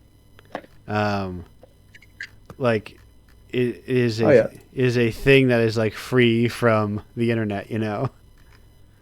No, sadly not. You can search for Braidwood birthday rock. Okay, I think that was me not knowing the specific region to look for. Yeah, that helps. I've got a famous rock too, so. Oh yeah, okay. We've got the Plymouth Rock, although it's not really a real rock. I think it's a fake rock. Oh, The one. I've heard the name, but I don't actually know what it is. It's the thing that the people landed on when they got here, you know, supposedly. I think it's a fake rock. Oh right. I'm not Okay. actually from the Plymouth. I'm not from Plymouth, so I couldn't tell you. I think we went to a field trip to it and looked at it once. Oh, it's quite small. Second up, do you have a favorite Toho character? I don't. I had to look it up as well. That is allowed, permitted. Yeah. Okay. Well, in that case, my favorite is Multi. I think there's a character called Multi. I'll allow it. I'll permit the that is to bad gateway. Yeah. Good gateway. Yes. Yeah. Referred to as a throwaway joke. Something. Yeah. I think very short cameo. Perfect. Slightly But I like above the name. giant unnamed catfish in relative importance. Well, and to bring this whole section full circle, it most likely would have been BioShock Infinite. Given the time. Oh wow! Okay, so yeah, quite recent. Given the timeline. Well, that was like the last Yeah. game they made, and BioShock. I'm looking at like when I was in college. Man, can you make me not feel quite that old? I mean, this is like. Well, I mean, we could start talking about Tigosaurus and just make us just age us both to death, you know,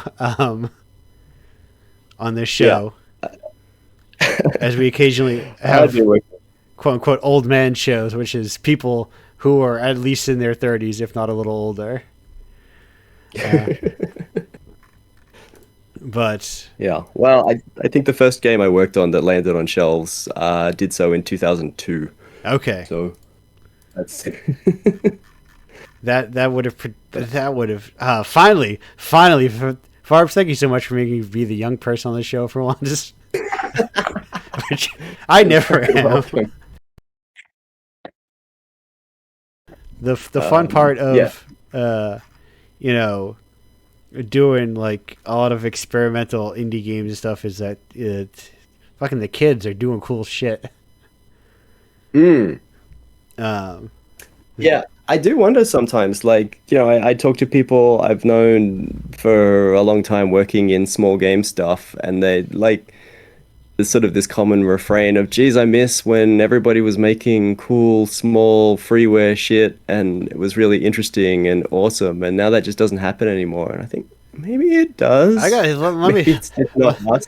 Yeah, I was gonna say point them in my direction. Let me tell you, there's a lot of them still. You're right. Yeah. They never And stopped. I think, You just stopped looking.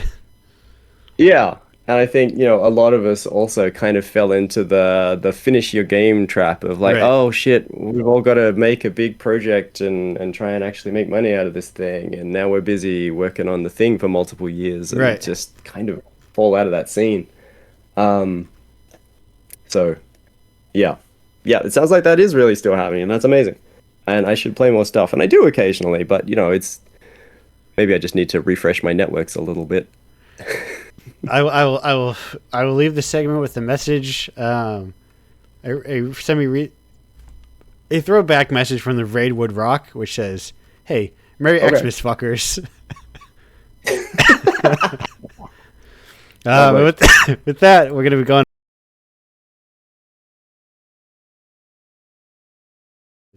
Welcome back to Indiepocalypse Radio. That was the Mountain Goats with Werewolf Gimmick. The whole crew is here. Welcome back, whole crew. Woo! Hello. Hello. We are doing a bit of reveling in the modern era and waxing poetic of the past at the same time. Important to stay. Sorry. It's important to stay grounded, foot in both places. Of like. I just want to say that I also applied to Irrational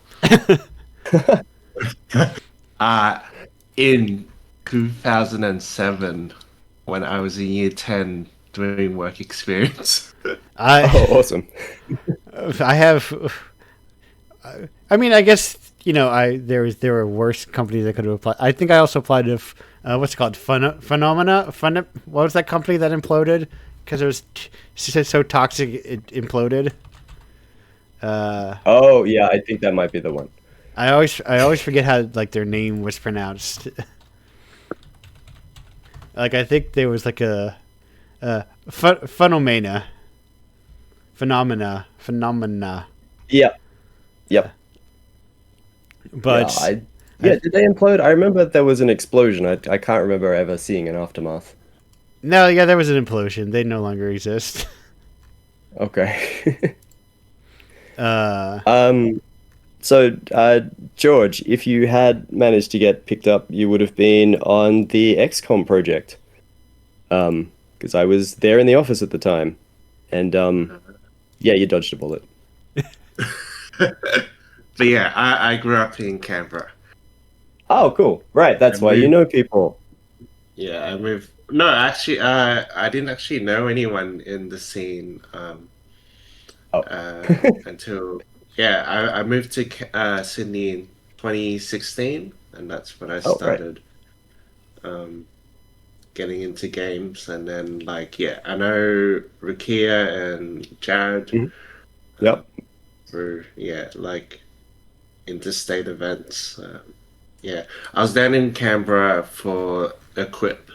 I don't know if you remember, if you heard about that event. That was a little conferencey thing this year, yeah?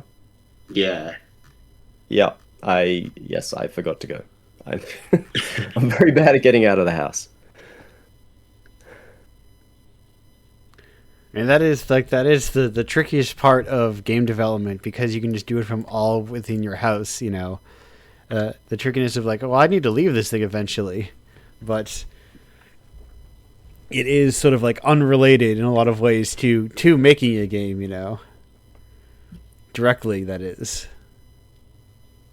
Guess it's also always so tempting to just You could get out and run around and find people and show them what you're working on, or you could just keep working on it a bit more and make it a bit better. Exactly, right.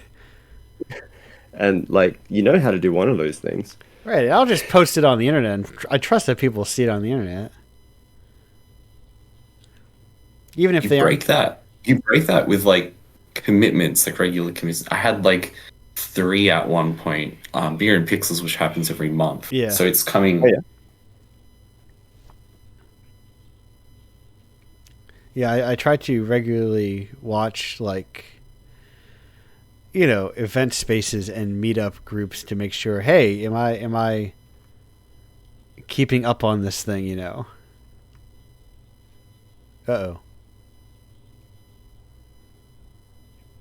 I did actually set myself a deadline just a few weeks ago of, all right, this thing I'm working on, I'll do a demo at the local event that's run by Rukia and Jared, in fact. And I've got it there on my wall, on the calendar, and it's like highlighted and everything. And I sort of started working through all the stuff I'd have to get done beforehand.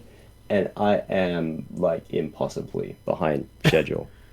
It's not going to happen. But maybe I should actually just go even if I'm not demoing, right? Yeah, that's like, I have, I mean, I go one step further where I go to events where I have to spend money to travel to places. It's a lot harder to, I could, in theory, like, next week, I could just not get on the plane and just stay here all weekend.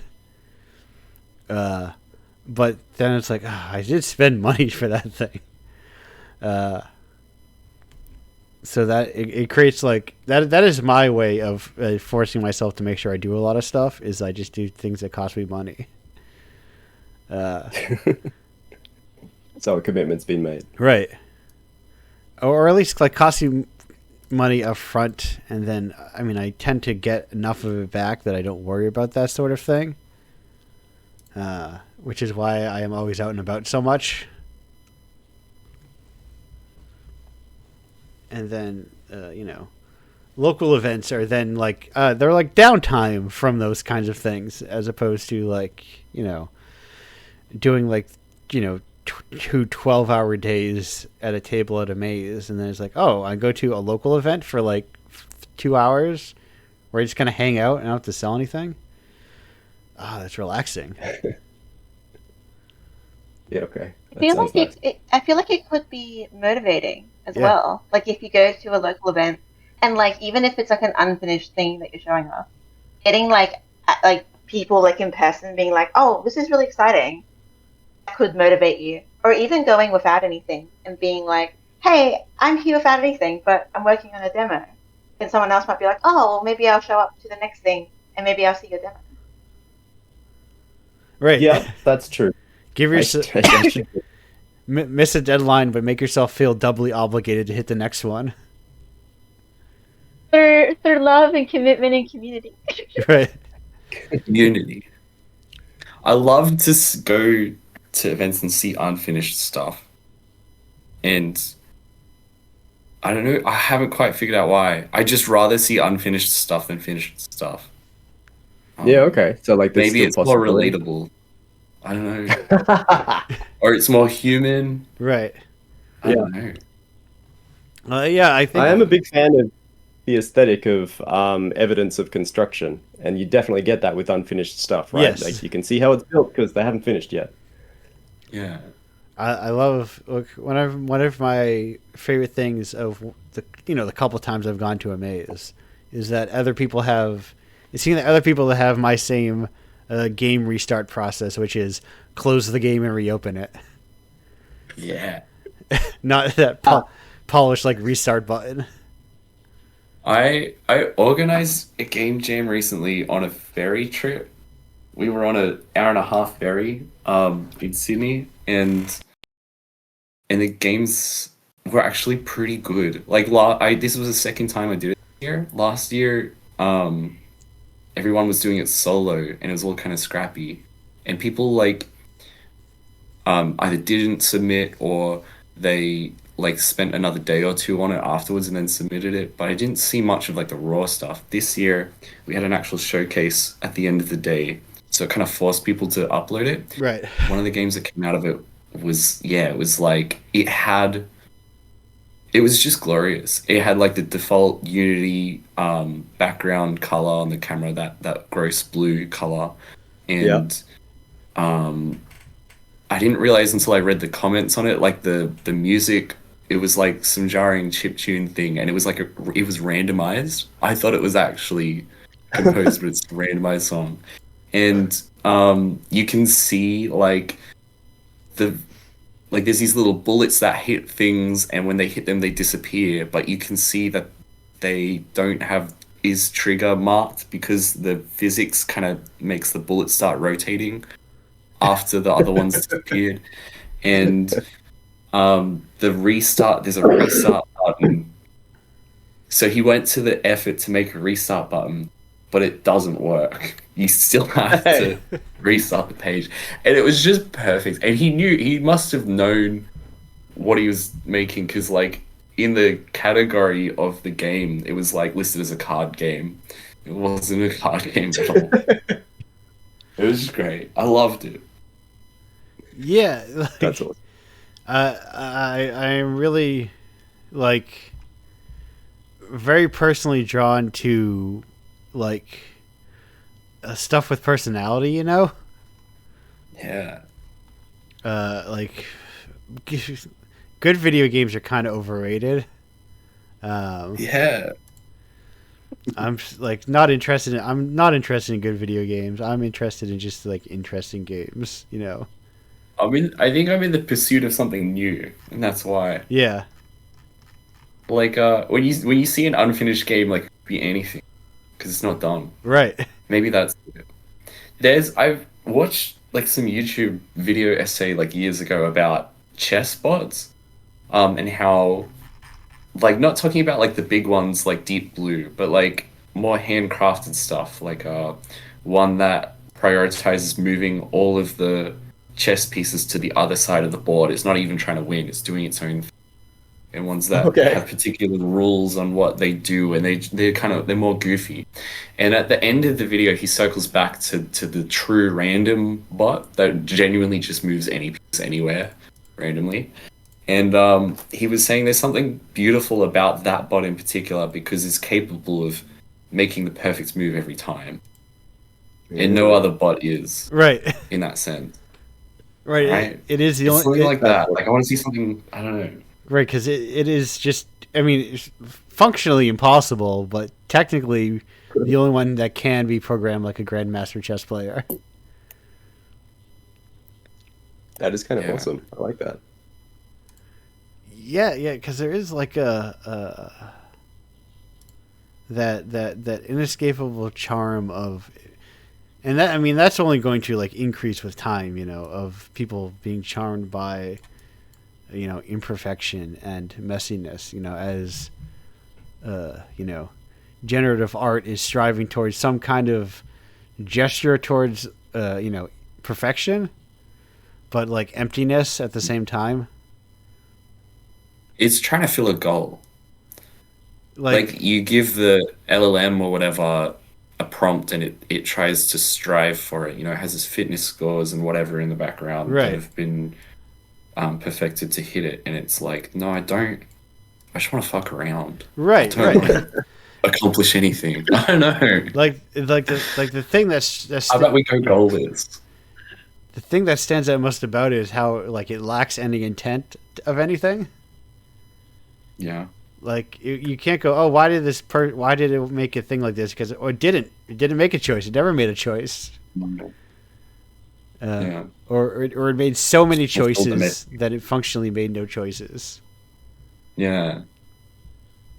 I think something I really struggle with is like, I really love the Earth Defense Force series, and part of that is because it is so jank. Yeah. But also they do things that other games don't, because other games can't do them well, and neither can they, and they don't care. Yes. So like, you know, massive destructible cities and stuff, maybe sort of kind of possible these days, but back when the series launched, absolutely not. And they just did it really badly, but they were the only game doing it. It was awesome. So I'm always looking for like, okay, how can I do things in a way that's cool and scrappy and quick, but still looks nice? And Like, I apologize to listeners if they can't see images that I'm posting. Yes, they cannot. But They cannot. I'm sorry. But here is a little screenshot of like the health bar from the game I'm working on, and it's pretty clearly like I have just opened a paint program, grabbed a brush, and like drawn some wobbly ass strokes to draw some hearts. Um, and that's like, Endearing. you know, yeah, right. And I really love it. And this is like what I'm really trying to focus on with the project I'm working on right now. Um, and then yesterday, I found myself zooming in on all of the art in my game to make sure that my anti-aliasing shader was working as optimally as it possibly could to like to make these kind of drawn paint strokes look as perfect as they can. And it's like, what am I even doing? right. But it's just something, I don't know, it's something stuck in the back of my brain that is just like, all right, how do I very perfectly make this very rough thing? Yeah. It's a trap. Yes. Difficult. I think a lot about this idea of confidence, you know, and like going, yeah, like good enough, you know, or like I liked for this, and like the not second guessing yourself, or even more so, not second guessing what you think an audience wants. I think is the trap that's the easiest to get caught in nowadays, you know, of like, oh well. Especially if you're like you're posting online and you're like looking at numbers and go, oh, these numbers aren't very high, something must be wrong. How do I make it better? You know, so that I get 7 more people to give my thing a thumbs up or a heart or whatever little bauble this website has that says assigns value to my work. Right. And then you get caught in this like infinite trap of really like something that only has value for like, you know, 2 minutes. And then like it just vanishes, and it is like the weirdness of like the cultural value of art, like of like, you know, what makes art valuable like culturally, and like how important is that sort of thing. It's all like a weird It thing makes to think about. oh, Yeah, go ahead. sorry. I was gonna say it makes me think of my teaching days. So I used to tutor. So I was around a lot of very young people, like children and teenagers and stuff, and for English. And it's really interesting, I think. And you see like a kid who's like doesn't have any confidence, but also has never really engaged with like, these art making tools before, in terms of like writing or whatever. And even though it's like scrappy and imperfect and like words might not even be spelled correctly, that like level, because they're like no, they're not yet like conditioned into like, what like the same sort of story structures or types of characters or whatever, like it's also raw. Like sometimes you can see something really creative or really different in that, and like as like an adult like looking in and being like, oh, like this is obviously like scrappily made, it's not like masterful or anything, but it's so raw and interesting and different. Like I would get like lots of moments like that, and I feel like having those like almost untrained eyes, or trying to go in genuinely to make something without being like, I'm gonna make another copy of this existing thing because like what you guys say, like, I think audiences will love that, or I'm gonna get attention from this, or this is gonna be really popular. Instead of being like, I'm gonna just try and create something, but try and articulate or create something from my own point of view or what I like, and maybe it'll come out cool. Yeah, it's like, you know, how, people often will reference, is that, to then those try to cram those people into into boxes and be like, and call it like, outsider art or naive art or whatever whatever turn of phrase you want to use for that sort of thing. Of then the funniest of then also trying to these people working on have this like box of formalist art, trying to then cram them into a box so that you feel more comfortable about their work. But it is like, right, you don't necessarily need like this kind of like structured artistic background or intent to make something interesting, you know. And sometimes not being weighed down by all of your expectations kind of, like you said, does sort of free you to make decisions you wouldn't think about making otherwise. Yeah. Yeah, I love this sort of stuff. I love hearing that stuff you're talking about, Sophia, about seeing. I reckon it's just seeing someone trying. Yes. Like, it's just cool to see someone trying. I mean, that's the charm of heavy quote unquote goes into it. Yeah. And in that effort, you see something like really fascinating. You see the toil of human creation. You're like, It's so cool. It makes me think back on. This is related. I'm like making like a connection. Last year, I was writing my thesis. Right, I was doing an honors year at uni, and I did a lot of research into like Greek mythology and like oral poetry because like my topic was about the Odyssey. There is a point to this, and something that I like discovered as I was doing like research into it was like looking back at these like really old cultures back before obviously like a world without capitalism, a world in which like you didn't create art for money, obviously, because like totally different like society, right? And like oral poetry was like it was something that like belonged to the community, and there was like no sense of copyright. People could just like the poets could just perform these pieces. They could add stuff to it. They could change it in whichever way, like that wasn't seen as like wrong, and like you could just like experiment with it, and how like these like collective stories grew from that.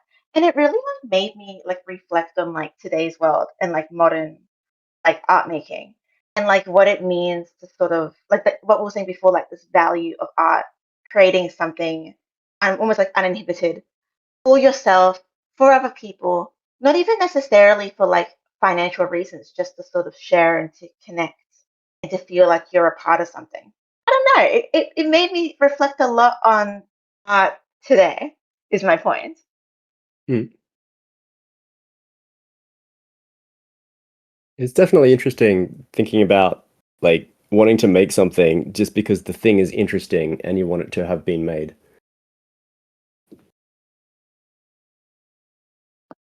Yeah, and its existing is its value that it exists, and it doesn't need to exist, but you want it to exist, so it does, and that's it. Hmm. And I think that can be just because it's interesting and you want to see it, or it can even like tie into more like folk art stuff of like the world is better if I stick a mural on this wall. So yeah, let's go. I'm making a mural. The sort of impulse of human creation towards just like making art, of like I've got the space, like let me just make this art real quick. It's not like going back to cave paintings. There were a bunch of people. Maybe there were. I haven't done the anthropological research where when someone made a cool cave painting of a hunt, were a bunch of people leaving hearts behind on that cave painting to say how much they liked it. But like it's in that Indiepocalypse is a project in a lot of ways deeply tied to commerce. I think about this a lot. In partial because I just kind of like use commerce as a blunt instrument to share art with people. It is what allows me to get it to different locations and get it in front of people. It's what kind of convinces people to try freeware games. Is if you actually say, "Oh, these freeware games cost $15," I go, "Huh, I will buy and play these games now." These must be the good ones. Yes, And I think they are good ones. So they're right about that. But it is like the value that we place on art if it has like a price tag attached to it, you know. It's the thing I've been thinking about a lot recently about like I think this is the first time I just posted that like this phrase directly where you know how many games and art in general is considered to be important because someone spent a lot of money on it and insisted that it was important. Like you know how many games do you know get like a bunch of attention, whether it's like press coverage or just conversation about it because they spent $1 million to have Jeff Keighley play their trailer during the Game Awards, you know. Right. I was browsing over this article from 2023 during the talk. I am going to link it here because I suspect a bunch of us have read it from time to time. I have read that. I'm familiar with this. Right. How to make good small games. John Fire, I think. Yeah, yes. Has everybody read it? I have read it. I have not. No, I have not. I would encourage you to read it if you haven't, but not right now because it's very long. Well, not very long, but not short. It's just me in silence for a long time, and then suddenly I'm like, guys, I read it. Right. The reason I brought it up is that it talks a lot about what promises your game makes. Right. And so one of the points is a game succeeds when it fulfills its promises. And I think that kind of ties into the, you know, did people spend a lot of money on this? Or is it just a free thing? Or, like, do you have to pay to play it? Or, you know, how do you find it is part of how it presents itself and what promises it makes. Right. I think. Yeah. Yeah. Can I disagree having not read the article? Yes. I think beauty is in the eye of the beholder. Okay. I don't think that maybe I'm assuming that like when you say goals you mean the creators' goals, but I don't think it has to be the creators' goals. Like I think in particular of as we're having this conversation, I think of Tales Gets Trolled, if any of you've heard of that. It's a web comic. Yes. Yeah. It is glorious, isn't it? It's a real piece of shit, but you know. Yeah. It's something. I think I stopped reading it once it started to get good. Like when the art started getting good. But yeah, it's this poorly made like MS Paint comic about Tails getting trolled, and then they end up killing the troll that trolled him, and then the Looney Tunes characters come up, and Batman comes up, and Chester the Cheetah, and all the IPs are there, and it's just bizarre, and there's jokes in there that are funny, that are meant to be funny, and things that were trying to be funny and aren't, and things that are funny and weren't trying to be funny, and there's all this stuff in between that makes you go, I don't know what this is. And like most of the value I got out of it was just trying to decipher like what am I looking at? It was great. And it really showed me like the meaning of that concept that like beauty is in the eye of the beholder. Like, because I don't know what the artist was getting at, but I just loved it. Right. Yeah. No, I think it really depends on the context. Sorry, I was. I was going to say because also. I think that, you go ahead. Yeah, go on. No, I was just going to say it's also great to have people disagree. That is, I think that one of my favorite movements, ideas within games in the recent years was the idea of kill gameplay, because it drew so many strong reactions from people just simply disagreeing with each other, which was very refreshing, because I feel like there's a trend towards trying to find the consensus answer so much. When I feel like, oh man, there's got to be more people in games that just like flat out disagree with one another, like on a deep philosophical level of like, no, this is simply not how you approach game design. Like, it is something that I think about whenever conversation around like kind of like those in-game nudges, whether it's yellow paint or just like Batman saying, "I bet there's a key somewhere in this room." And then I'm like, I think those are just like shitty design outright, like just poor design that has no confidence in their work. Or like, Yeah, I think you just gotta put stuff out there. right, Like that's what Tales gets taught me is like because that artist was trying to make something and it's not what they ended up making, but they still made something of its scale. Like it was still as entertaining as they were trying to be, just for all the wrong reasons or half the wrong reasons. Like, yeah, they just went out there and went balls to the walls. And that's why I think I was hitting on it before. Like, yeah, it's just fun to see someone trying. Like, even when things weren't the way they seemed to intend it to be, I still enjoyed it, and I still liked the creator a lot for it. right, Yeah, cool. I think maybe Yeah, that I was. does fulfill its Oh, sorry. promises. Though. Like the moment you look at this thing, you think this is going to be jank, and I'm going to struggle to understand it, and it's going to be all over the shop, and I'm not sure what I'm looking at. And it makes that promise the moment you see it, right? Like it is a handcrafted chunk of HTML that doesn't fit on the screen, and it like the character art, like they've used a bucket tool, but it doesn't fill in all of the pixels because they've used, Yeah. right, and all right. that kind of stuff. So I think it's like it is doing the thing where it's like it's telling you what it's going to be, in that you're not really going to know what it's going to be, and it's going to be a ride. Right, Yeah. the sort of I like kinda the like perhaps the unstated promise, Yep. I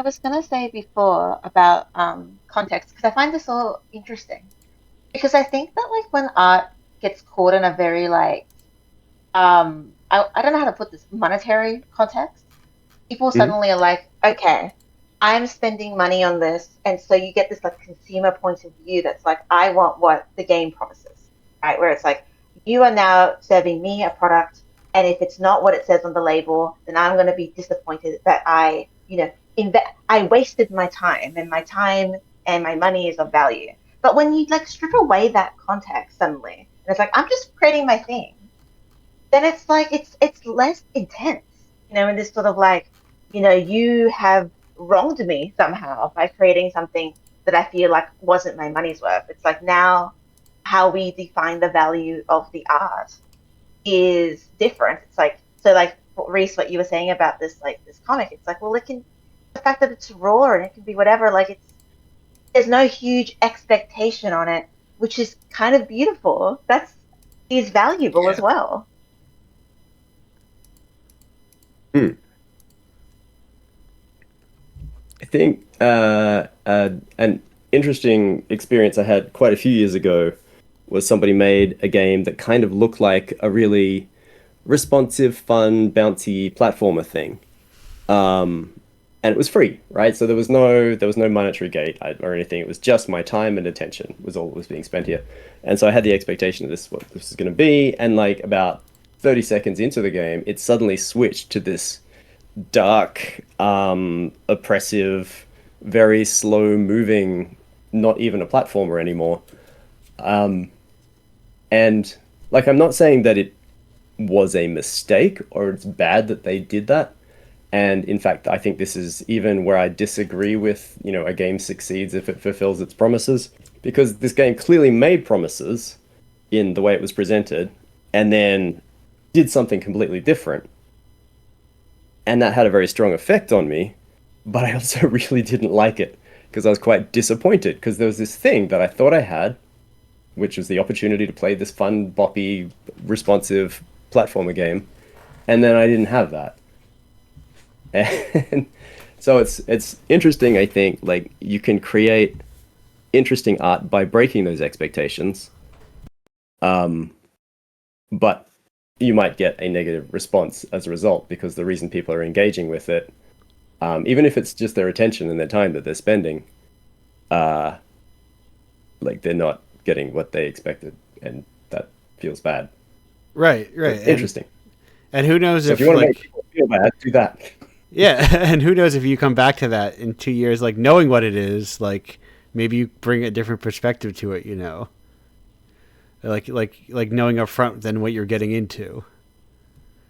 Yeah, no, I think I did come back a few days later and played it when I was in the right mood and knew what was happening. Right. So interesting, but yeah, I think what I'm trying to say is it's not necessarily just money, but money definitely makes a big difference, I think. Yeah, you're right. It's a Yeah. it's a real trap that we've laid for ourselves in a lot of ways. It's really funny the that it phrases- threw you off so bad that you didn't come back to the game for a while later. That's awesome. I think I've done that before with games, but I don't know what. Like, had a similar thing. But It we, raises a question, I think, Yeah. of like, should all games be for everyone I'm and at for heart all no. points in time?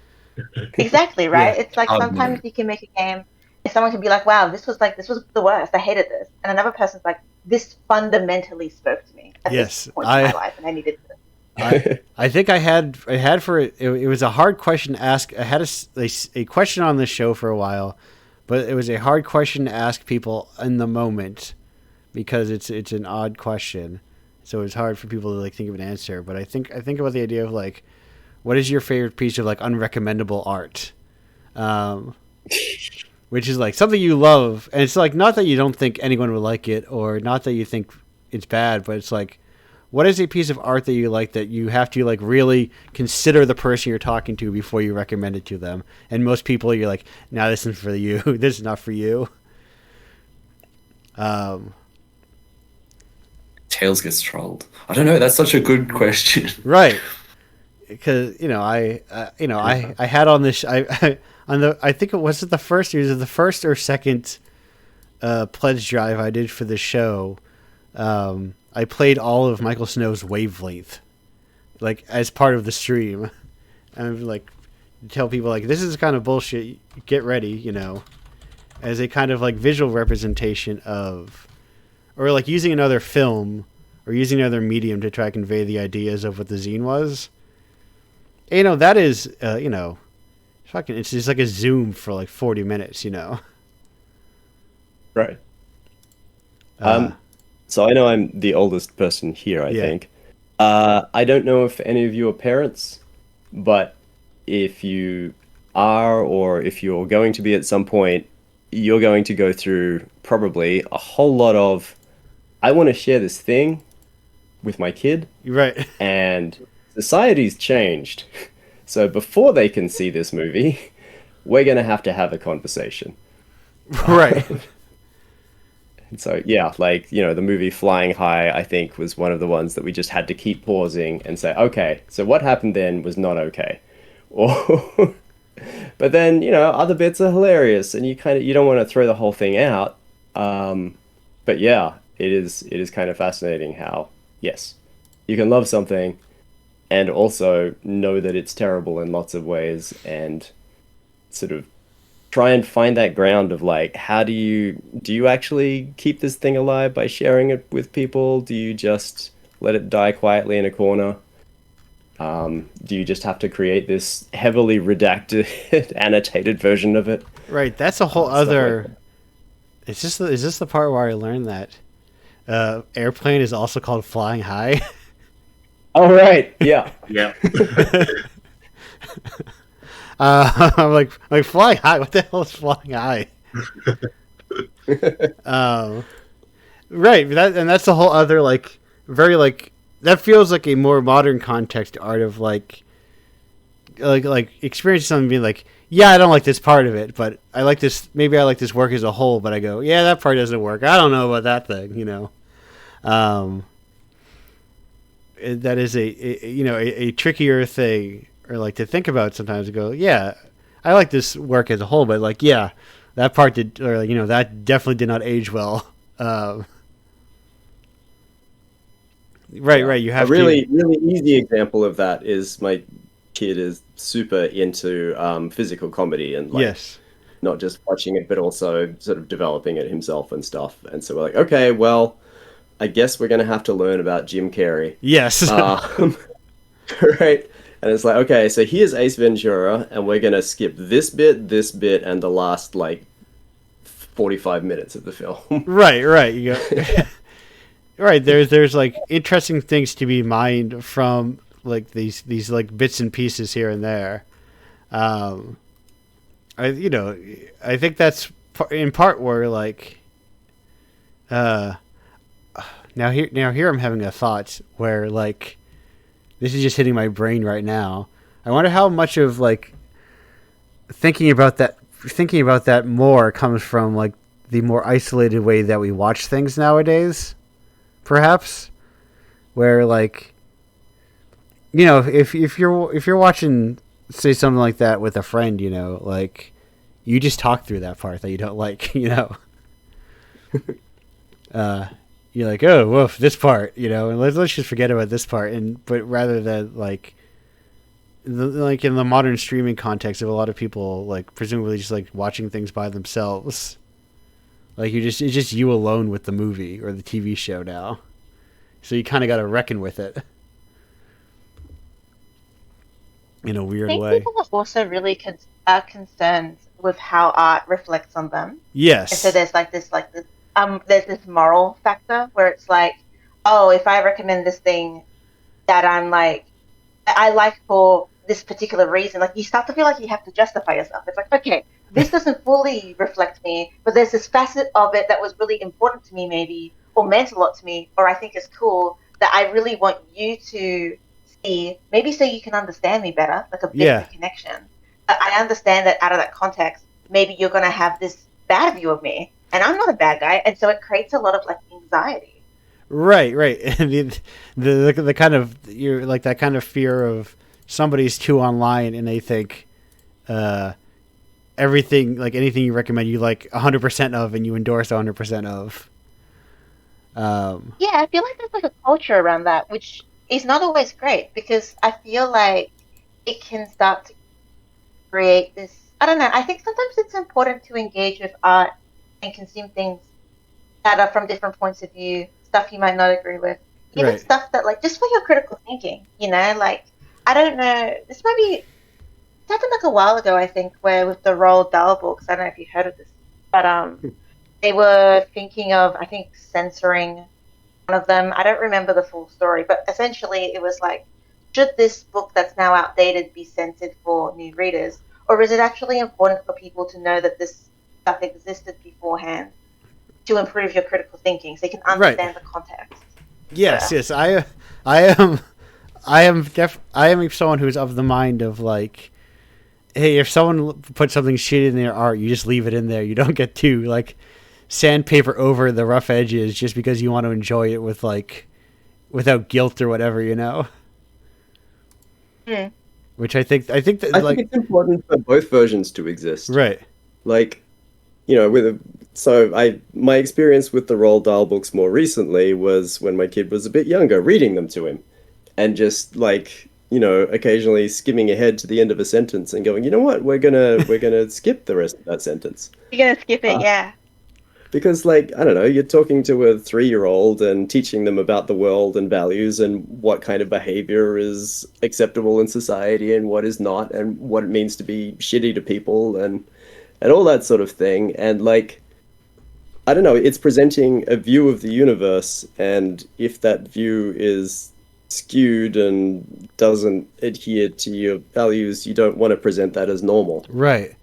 But I also agree that you do want to still have that old version, so you can can see the history, and you haven't thrown it away; it's not gone. Right. So more like an alternative, not a replacement. Yeah, a new edition. Yes, like here's a version. Right. We'll just take cues from old Georgie Lucas and just special edition all of our stuff. Here's the special edition of Roald Dahl, where the Oompa Loompas step on Jabba's tail. But you're right. I think an having alternative printings of things is like the good compromise version of it, of like not pretending the thing doesn't exist, not kind of like. I think the ideal might really be more like the oral poetry history stuff, right? Where it doesn't have a canonical form. Yes. It just floats through and follows the world as the world changes. Right. That seems much better. That is the truly ideal version. If we can free art from commerce, and We do it all the time. Yeah. I think we do it all the time in terms of when you look at adaptations. Yes. And you're recreating art or you're repackaging it. You're thinking, okay, we can no longer do this as it was before. Let's change it up or switch it up and again adapt it. So I think it is very much a part of modern practice, even within capitalism. Right. It's when Baz Luhrmann asked the question, when Baz Luhrmann's like, Romeo and Shakespeare needs guns in it, to bring it into the modern era. Then again, I think it's also this is making me think now. Yeah. What's the difference between something that's okay, this is outdated, therefore we should, have alternate versions of it or fix it up, which is so fine. Versus something that's uncomfortable.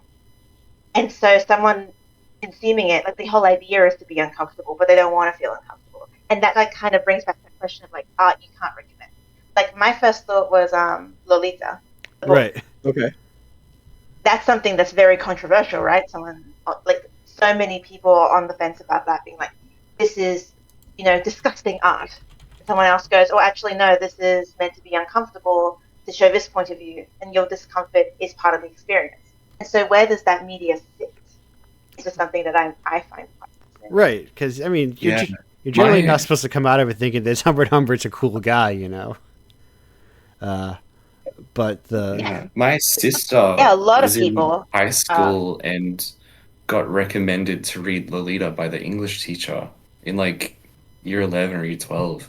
And I remember I should ask her, because the last time I asked her what, I was a bit okay, was that did that leave you in a certain way? She was like, maybe. She wasn't even sure what impact Lolita had on her at that age. She was like, if I went back, I probably wouldn't read it that young. Right. Yeah. Maybe I shouldn't have brought that up because I'm trying to leave right now. I don't exactly want to leave on that note. But no, that is actually you're hitting a perfect point, because I've been trying to sneak in that we're approaching 2.5 hours. So, yeah. Does anyone have any pressing non-promotional last minute thoughts or statements before we get on out of here? We were having such a great conversation, I didn't even realize the time. Yes. That was fun. That is the nature of the show. I was really hoping you guys would keep going and I'd catch up later. But yeah, no, you've given me the off ramp that I needed, that I was looking for. I kept driving and I kept getting caught in conversation. Go up, we just missed the off ramp, and I'm like, next exit 2 miles ahead. Yeah. Sorry, 2 kilometers ahead. And then missed that one. But now we're hitting it. So, does anyone have anything to say? Any last minute crucial statements, questions, etc., that are non-promotional in nature before we get to everyone's favorite part of any podcast, which is the promotional portion of it? Yeah. If you always do what you've always done, you'll always get what you've always got. I just want to share that. Perfect. All right, and I'm taking these 10 seconds, approximate 10 seconds of silence as my cue to go, hey, Farbs, we've mentioned a lot about your work, but if people are looking to find it, what's the best place to point them towards? I think the best place to find me is realistically Mastodon. Perfect. And I assume you've got a link that you'll... I was just going to give me your website, which has that. Yeah, that works too. Farbs.org. It turns out somebody else beat me to getting .com all those years ago. But Farbs.org does in fact have your Mastodon there at the bottom, so... Yep. There you go. It'll get you there. What is... Now I'm looking through these things. A lot of stuff going on here. Anyhow. so much. I need. The longer I do this, the longer I realize why people have like assistants and like people they work with. You know. Because God, there's not enough time in the world. Okay. Who's next? Yes. Next up, hey, Soap, hello. Where can people look to find your stuff if you want them to find your stuff? Honestly, the best place. There's two places. Okay. One, of course, is Itch. That's where I've got the White Room. It's the only Yes. game up there, but there could be more. That's just my full name. It's Sophia_Favaloro. Yes. The other place to go is my Instagram, because I've been thinking about, maybe reaching out, going onto other platforms or whatever. But if I ever do that, I would announce it there. So Right. my Instagram is, again, just my name, Sophia_Favaloro. Perfect. Hey, Reese. Before you scramble Hey. on out of here, where can people find your Yeah. stuff? Blue Sky, Reecy Boy, spelled REECYBOII. Because normal spelling was taken. Perfect. That is a very specific normal spelling to be taken. Yeah. Yeah. And finally, George. Hey, George, where can people find your stuff? Hello. I guess you can find me on Blue Sky, but I'm not too active. It's Dinopoke. Yes. DINOPOKE. Being not and too I've got an active is itch the as way to be, well. honestly. Yeah, I mostly just lurk. That's how I wish I was, and I think I'm mostly successful in doing that. George lurks and he scouts. He knows everyone. It's kind of weird. Sorry. He lurks and he scouts. He knows everyone. It's kind of weird. Yeah, I'm always on the lookout for cool games, especially in Sydney, New South Wales, Australia. What if you're enveloped by New South Wales but not in the state? That too. Sorry, But yeah, I know your games, you know Fox. Australia. Oh, perfect.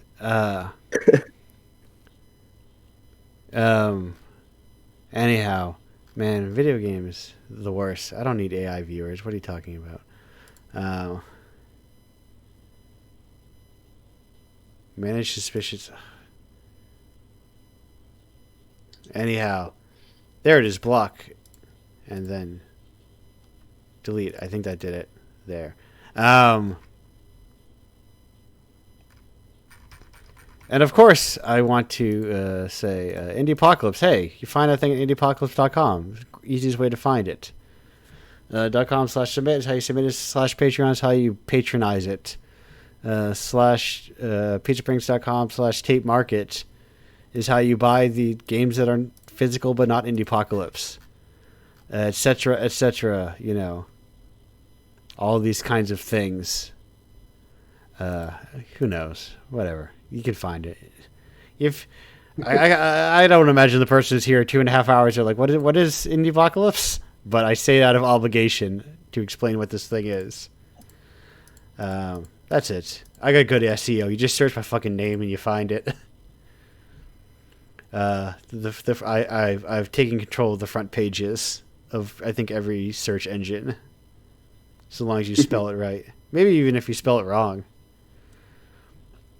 I don't know if the AI search things will have adapted to tell you what Indiepocalypse is. I've never tried. Maybe even they will tell you if you ask them what is Indiepocalypse. Let me see if I just type that into Google what I get. It says it describes market saturation, but then it also shows a picture of my zine. So. Yeah, AI can make mistakes, huh? Interesting. Anyhow. What a silly notion. George, Reese, Soap, Farb, thank you all for joining me here today. Glad to have you. Glad to be here. Yeah, it was great to have a chat. It was Yes.